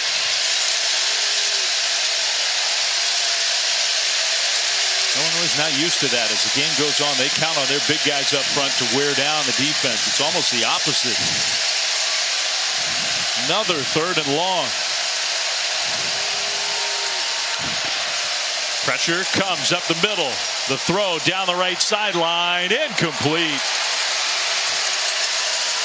That was Williams out there, the intended receiver. And I think no flags. Now it's 4th down.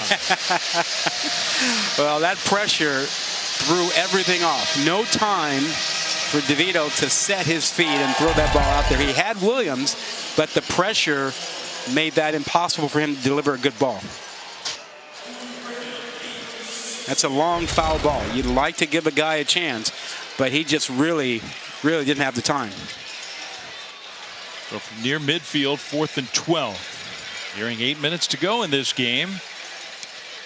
Illinois has a couple different punters. This one is fair, caught inside the 10 by Griffin.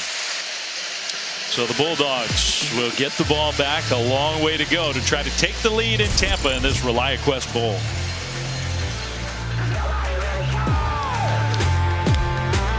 No, I mean, there's going to be adversity. That's why they have a football game in the first place, to create adversity and see who comes through it. And, so the way you come through it is you have the discipline to do your job more times in a row than the guy across from you. So that's what we got to do. Rod, that seems like a very fitting soundbite from Mike Leach. We're all missing him today, that's for sure. His quarterback, Will Rogers, comes on the field with 8:09 to go. It's not been easy for Will today. 2 interceptions. He only had 6 all year. Long field in front, but a tie game in the fourth quarter. Yeah, and he's trying to overcome that adversity of the 2 picks in the first half and to get another drive going. Facing one of the very best defenses in the country. The Illini show pressure. Quick hitter across the middle, and that's Wally who makes the catch. Out to about the 15. You talk about adversity, and Zach Arnett, the new head coach at Mississippi State, has been through it. This is his debut game. He actually got a phone call from Pat Fitzgerald, Northwestern head coach, who took his job under similar circumstances years ago. What a whirlwind it's been for everybody under very adverse conditions. The penalty flag. Now, there was some movement pre-snap. We'll see what the penalty is. As of right now, that's Price for a first down, Mississippi State. Might be that Illinois was offside. Yes. Offside. Defense number 4. Penalty is declined. Result of the play is a first down. Yeah, there you see the jump on the right side. But Pat Fitzgerald was a 31-year-old assistant coach at Northwestern. And Randy Walker, the head coach, passed away from a heart attack. And Pat Fitzgerald took over. And he's been there ever since. And he reached out to Zach Arnett a few days ago to let him know he could share his experience and maybe offer some advice. Yeah, Zach's looking forward to having that conversation with Pat at some point. Handoff after the longest run play of the game. Now another long one for the Bulldogs out to the 45. So another Mississippi State first down nearing midfield. Let's go down on the field to Tiffany. Guys, there's no one this program would rather have lead them through adversity than Coach Zach Arnett. It was him that told the players when Coach Leach passed, and the staff members were telling me he has brought stability to this program and been solid for them during a really hard time. Really hard. He was trying hard to stay focused yesterday, wasn't he? He was. First and 10, Mississippi State. And another run play here. That's Smart trying to leap over defenders. He gets to midfield. Barnes kind of upended him. The most successful run plays of the game for Mississippi State right here in this sequence. Yeah, a little movement, pulling the linemen a little bit instead of going right at this front. Again, this front with Newton and Randolph and Avery, it's tough to run inside against them, tough to run right at them. Mississippi State only had 41 rush yards all game on this drive. They already have 36. Rogers throws and caught. Just a perfect delivery to Harvey. First down into Illini territory. How about that throw? I mean, that's your NFL throw. I mean, he's almost at 1 hash mark and throws us to the opposite sideline on the money. No question about his arm strength. Will's inching closer to 4,000 yards for the season. Whether he has enough time and opportunity in this game to get there, we'll see. Inside the 40 of Illinois, and the snap hits somebody on the way back. Never made it to the quarterback, and Rogers did well to fall on the ball. I don't know if the center, Quinston Sharp, snapped it, or he just sort of lost the ball. Yep, never got going. I thought maybe it hit his own leg or something like that. You're right, it just never. Quinston Sharp, really good player in the middle of the Mississippi State offensive line. He's looking down at his hand. Find some equipment to blame. Find something. Exactly. It wasn't me. Wasn't me. Rogers needs 55 yards to get to the 4,000 mark for the season. Shotgun snap, 2nd and 12, incomplete.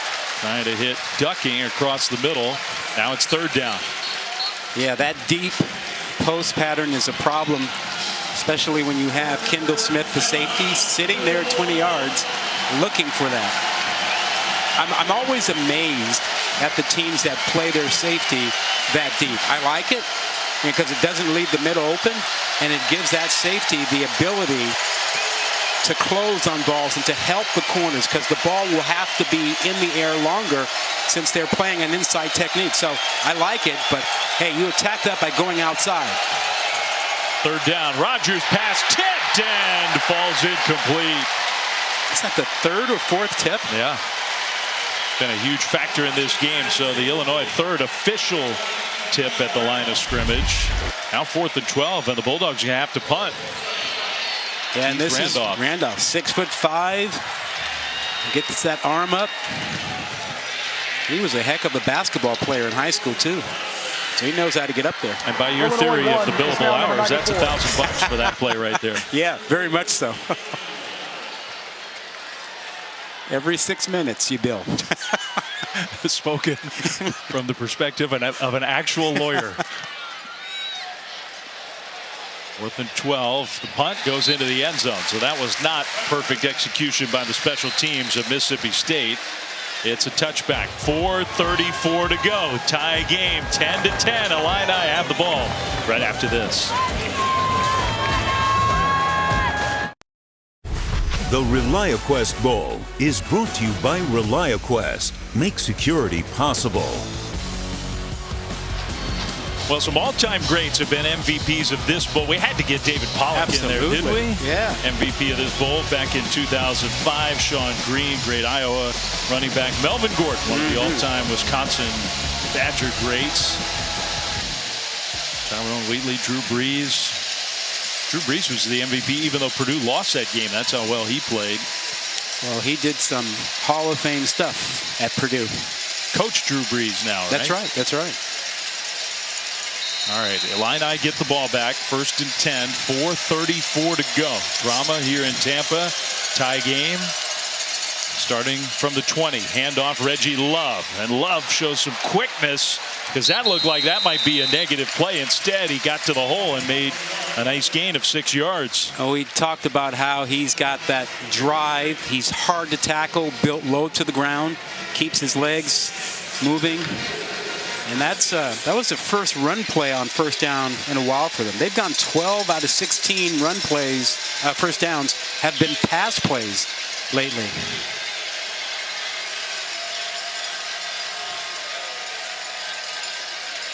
That was a positive one. 2nd and 4. DeVito throws, and that one is caught. Breaking to the middle. Casey Washington, 1st down Illini.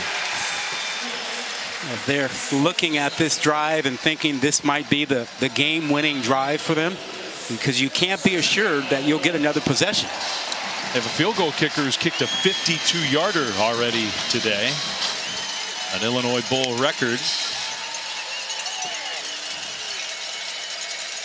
And I think Brett Bielema was thinking along your lines, hey, well, there's no reason for us to hurry. They want this to be the last possession, period. Exactly. Just don't throw the ball the way of number 13. Play fake. DeVito, pressure, goes down. Jet Johnson quickly into the backfield. He told us, man, my name is not fitting because I'm slow. He didn't look slow on that play. No, he read this perfectly. And you know what? He says, I am not going to get caught up inside. I'm coming from the edge. And Watson destroyed the back that tried to pick him up. Again, numbers, more guys than they can block. 3rd in the SEC this year in total tackles. He's leading the Bulldogs in tackles in this game. That's a big play. Cool name, Jet, huh? Great name. He just says it's just not perfect for me because, in his words, I'm slow. He's playing a heck of a bowl game here today. DeVito across the middle. That pass is caught by Williams in traffic. Tackled at around the 37. I think that's where forward progress will be, so it'll be 3rd down. Well, if you had a question about his arm strength, that one answered it. He had to drill that one across the middle, and he did. Huge play here, 3rd and 6. I mean, there's not a whole lot of room to get that ball in for Williams, but he does perfectly. And Williams helped his quarterback out, too, coming back to get that ball. Now timeout. Illinois calls a timeout. Illinois. The biggest play of the game coming up right here. Tie game late in the fourth from Tampa. Right after this, we'll be back. Later this afternoon, Rose Bowl game presented by Prudential. Number 11 Penn State, number 8 Utah, 5 Eastern on ESPN and on the app. And if you can't catch the beginning, don't miss late third quarter, early fourth quarter. There's nothing like it. Not a better setting in all the sports. Nothing like it. Sun starts to go down around 4:30. And really, truly, there is no scene like the Rose Bowl. Setting over those mountains. Here in Tampa, different setting, excellent game. Spirited game, 10-10, 3rd and 6 out of the timeout. For the Illini, Tommy DeVito playing his final college game. Takes the shotgun snap, pressure was picked up. He throws incomplete, too high. Trying to hit Isaiah Williams, and I think he had him. He did. Had him matched up against the safety, Preston, which is the matchup they wanted, which is why they put him in trips formation. He's the 3rd receiver in, matched up on a safety. They saw that right away, and let's go after him. Just too much on the ball. So 4th down, big stop for the Bulldogs defense. And now Mississippi State, barring a special teams disaster, is going to get the ball back.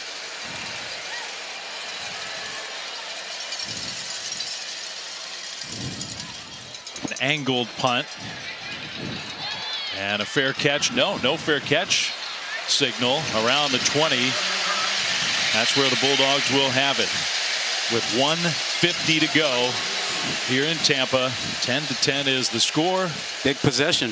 Really big for Mike Leach's old team. In honor of the coach, we did, he always teased us. Why do you guys wear ties? And as soon as you said that, we thought, why are we wearing ties today? It's Mike Leach's day. We're honoring Mike Leach, no ties. And I think the Bulldogs would love nothing more, Rod, than to honor their coach who passed away so suddenly and unexpectedly 3 weeks ago today with a game-winning drive here in this bowl game. Well, they've made it clear that winning this game would be their way of truly honoring Coach Leach. Rodgers throws, and that pass is caught left sideline, and Griffin turns it upfield to make a pretty short pass into a nice gain all the way out to the 40. You just knew that this game would come down to Mississippi State having the ball, a chance to win in a stadium that has a pirate ship. With Will Rogers, who Mike Leach just loved. One of his great quarterbacks in a litany of great quarterbacks that he coached. Handoff out to the 45. Clock is moving. Mississippi State has all 3 of their timeouts, and they're going to use one here. Mississippi State, they're first. Please put the game clock to 1:30. Clock management. They've got 2 timeouts left, plenty of time.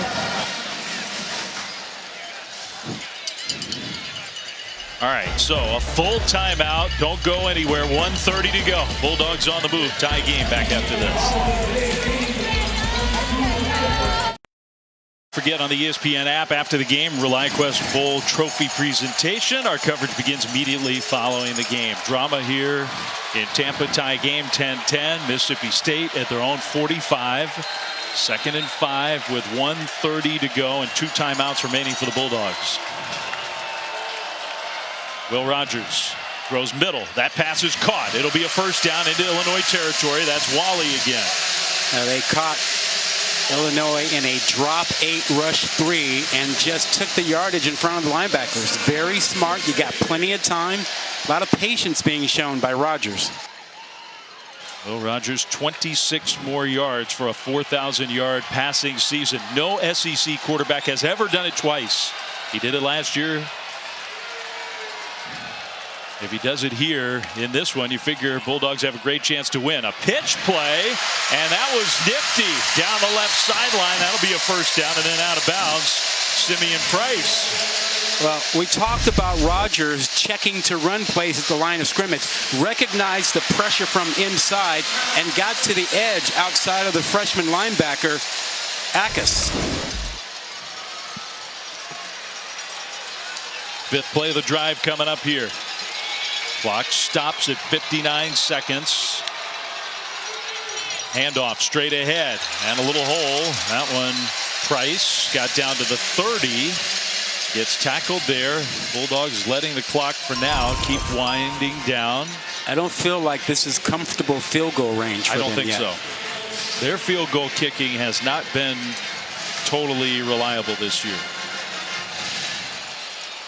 But they are being very conservative here in terms of letting the time wind off. And Illinois is not saving any of it either. You can't blame them for that. Pressure picked up. Rodgers over the top, left sideline, incomplete, knocked away. Trying to hit Tulu Griffin. I tell you, these corners, these freshmen have been outstanding. Tyler Strain on the coverage there. Remember, Devin Witherspoon, everything corner, is not playing today. And these freshmen are in there doing a terrific job. I mean, they haven't had Taz Nicholson for most of the latter part of the season. Terrell Jennings, two other really good corners, and Witherspoon out. And I'm with you here about the distance. If they don't get any more yards, this is not anywhere close to a comfortable field goal. Handoff straight ahead, and a burst for a first down and more. Stiff arm inside the 5. Simeon Price, what a run. And now timeout with the clock showing 12 seconds, 28 yards. Wow, Simeon Rice has not been Simeon Price has not been the go-to guy, but you see a little pull of one guard, he gets in behind there and just goes straight up, runs through a couple tackles. What a run. Wow. Tremendous little counter action. So now Will Rogers over on the sideline talking things over, I think, with his young head coach. Bulldogs in position to win this game without going to overtime. 12 seconds on the clock. What a drive. And mixing it up, not just slinging it through the air. Yeah, they had the patience to recognize that they could run it and not worry about throwing it or taking a sack. You got 12 seconds now. You have a timeout. You can run another play. And how much confidence do you have in just setting it up for your field goal kicker as opposed to trying to get the touchdown? All the qualities that Mike used to talk about with his quarterback, you can see him on display here. Calm, pressure moments, taking charge. He's the one explaining the scenarios to his team. He wants everybody to be clear about what the objective is here. Nothing more important than ball security right here for Mississippi State. We have seen some fumbles on the goal line in this bowl season. Get things positioned. Now, they only have the one timeout, so Illinois, we'll see if Mississippi State and Rogers maybe moves the ball to the middle of the field and then sets up for a game winner. Rogers does that and now takes a knee, and now a hit after the play. I may have been as much of a flop as a real hit. Rogers hit the deck. 7 seconds on the clock. Now some shoves. Mississippi State, and Rogers immediately gets in the middle and tells his guys, get out of the way. We do not want a penalty. No, they got a chance to line up for what is a PAT to win the game. Mississippi State, there's third and final. 30 seconds. Yeah, not a lot of contact there. Good no call, I think. So the final timeout for the Bulldogs. And Will Rogers and some of his big guys up front. That's Cole Smith, who's been around a long time, this Mississippi State program. Didn't it seem like it was destined to come down to a final drive with Mike Leach's quarterback, the only freshman to ever start for him, now a 3-year starter, to have a chance at a game-winning drive? So it'll be Massimo Biscardi. And now Illinois is going to use one, and who knows, maybe they'll use another timeout. Although you might preserve it just in case. I mean, you assume the field goal is going to go in. You might have a chance to use a timeout at the very end of the game. One play and a quick timeout, something like that. I think Brett Bielema is leaning towards, let's ice him again. I would imagine that's probably true.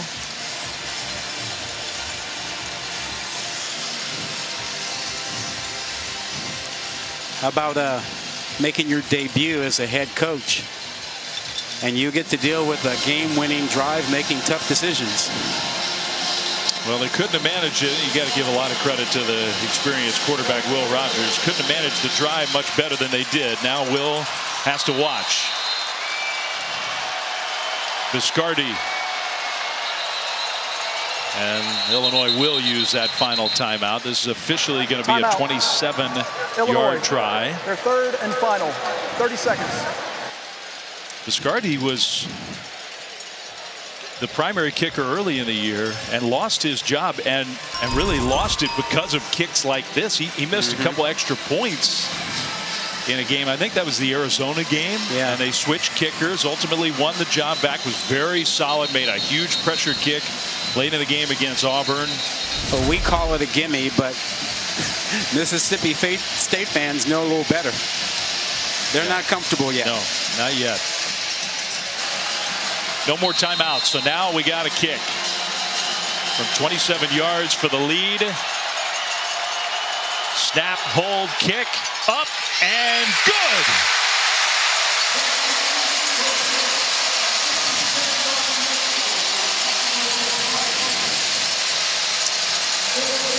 And we don't even need to say it, what Will Rogers is thinking about right now after that kick went through. Yep. There's a pirate smiling.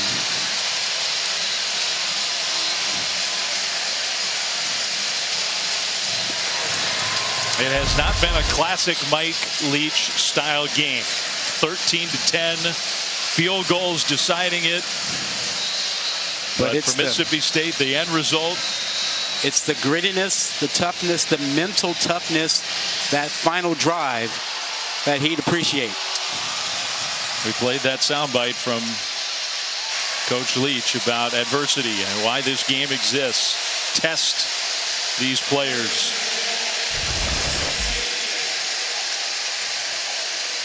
First time the Bulldogs have led all game with 4 seconds to go.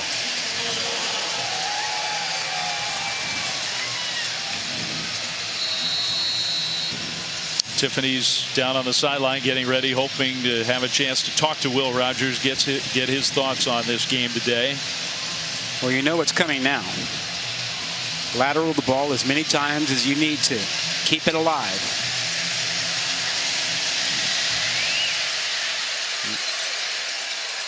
And they're going to go down instead of that. So now with 3 seconds, you're going to have to do something funky no matter what. Yeah. You don't have enough time to throw one down the field and get a timeout call. This is essentially going to be the final play of the game. Well, it's the lateral play delayed. Yeah. 1 second. So Illinois like their chances better on a traditional offensive play. Tommy DeVito be his final snap as a college quarterback. I love this. The Mississippi State defensive backs are back at the 10-yard line and the 20-yard line waiting for something to come their way. Yeah, there they are. Now that's some prevent defense. Yeah. Nothing's getting behind them.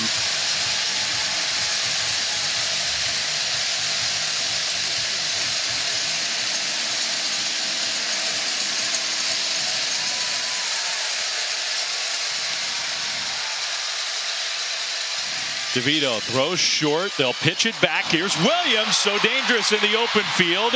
He's going to throw it backwards. That's well executed. Ball pops up in the air. Still a chance. Another lateral. Now it's the quarterback, DeVito. He throws it backwards. It's going to hit the turf. Scooped up by the Bulldogs. And they're going to go the other way. A touchdown. Marcus Banks on the final play of the game to cap off this win.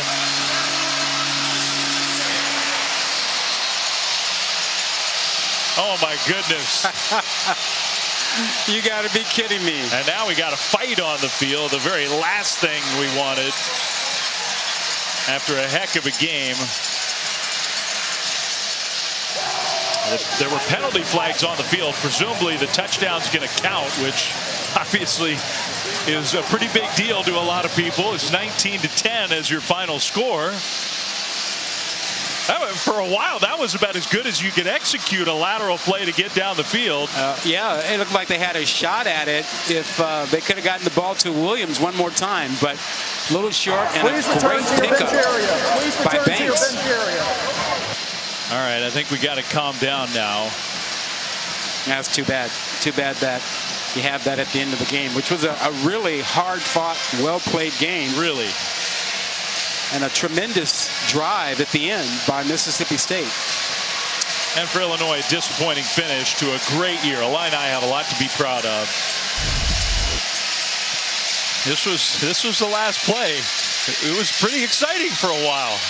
Yeah, and Williams is the guy that you think if there's anyone who can break it, he's the one. He gets the ball back, and they're trying to get it back to him one last time. You see him come back on the field, and this is when you try to get the ball to him, but he couldn't throw it all the way to him. That was DeVito that couldn't get it to him. Play is a touchdown, Mississippi State, and the game is over. All right, so you heard that in the background while we watched that craziness. There was an illegal block. Yeah, that touchdown stands. That last score, 19-10 final, made some people happy and others pretty unhappy. So Zach Arnett, his first game as a head coach, and he's victorious. Brett Bielema, close friend to Mike Leach. I give both teams credit, not just Mississippi State, Illinois, for honoring Coach Leach all throughout this lead up to this ReliaQuest Bowl. First 9-win season for Mississippi State since 2017. First win in the head coaching career of Zach Arnett. And the way that programs across college football also honored Mike Leach. It was great to see and tells you how much Mike Leach meant to, college football.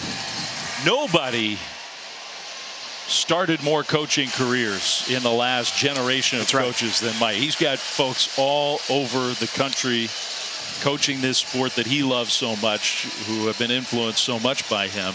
The other thing he did was he opened the door for coaches who did not play college football. He himself did not play.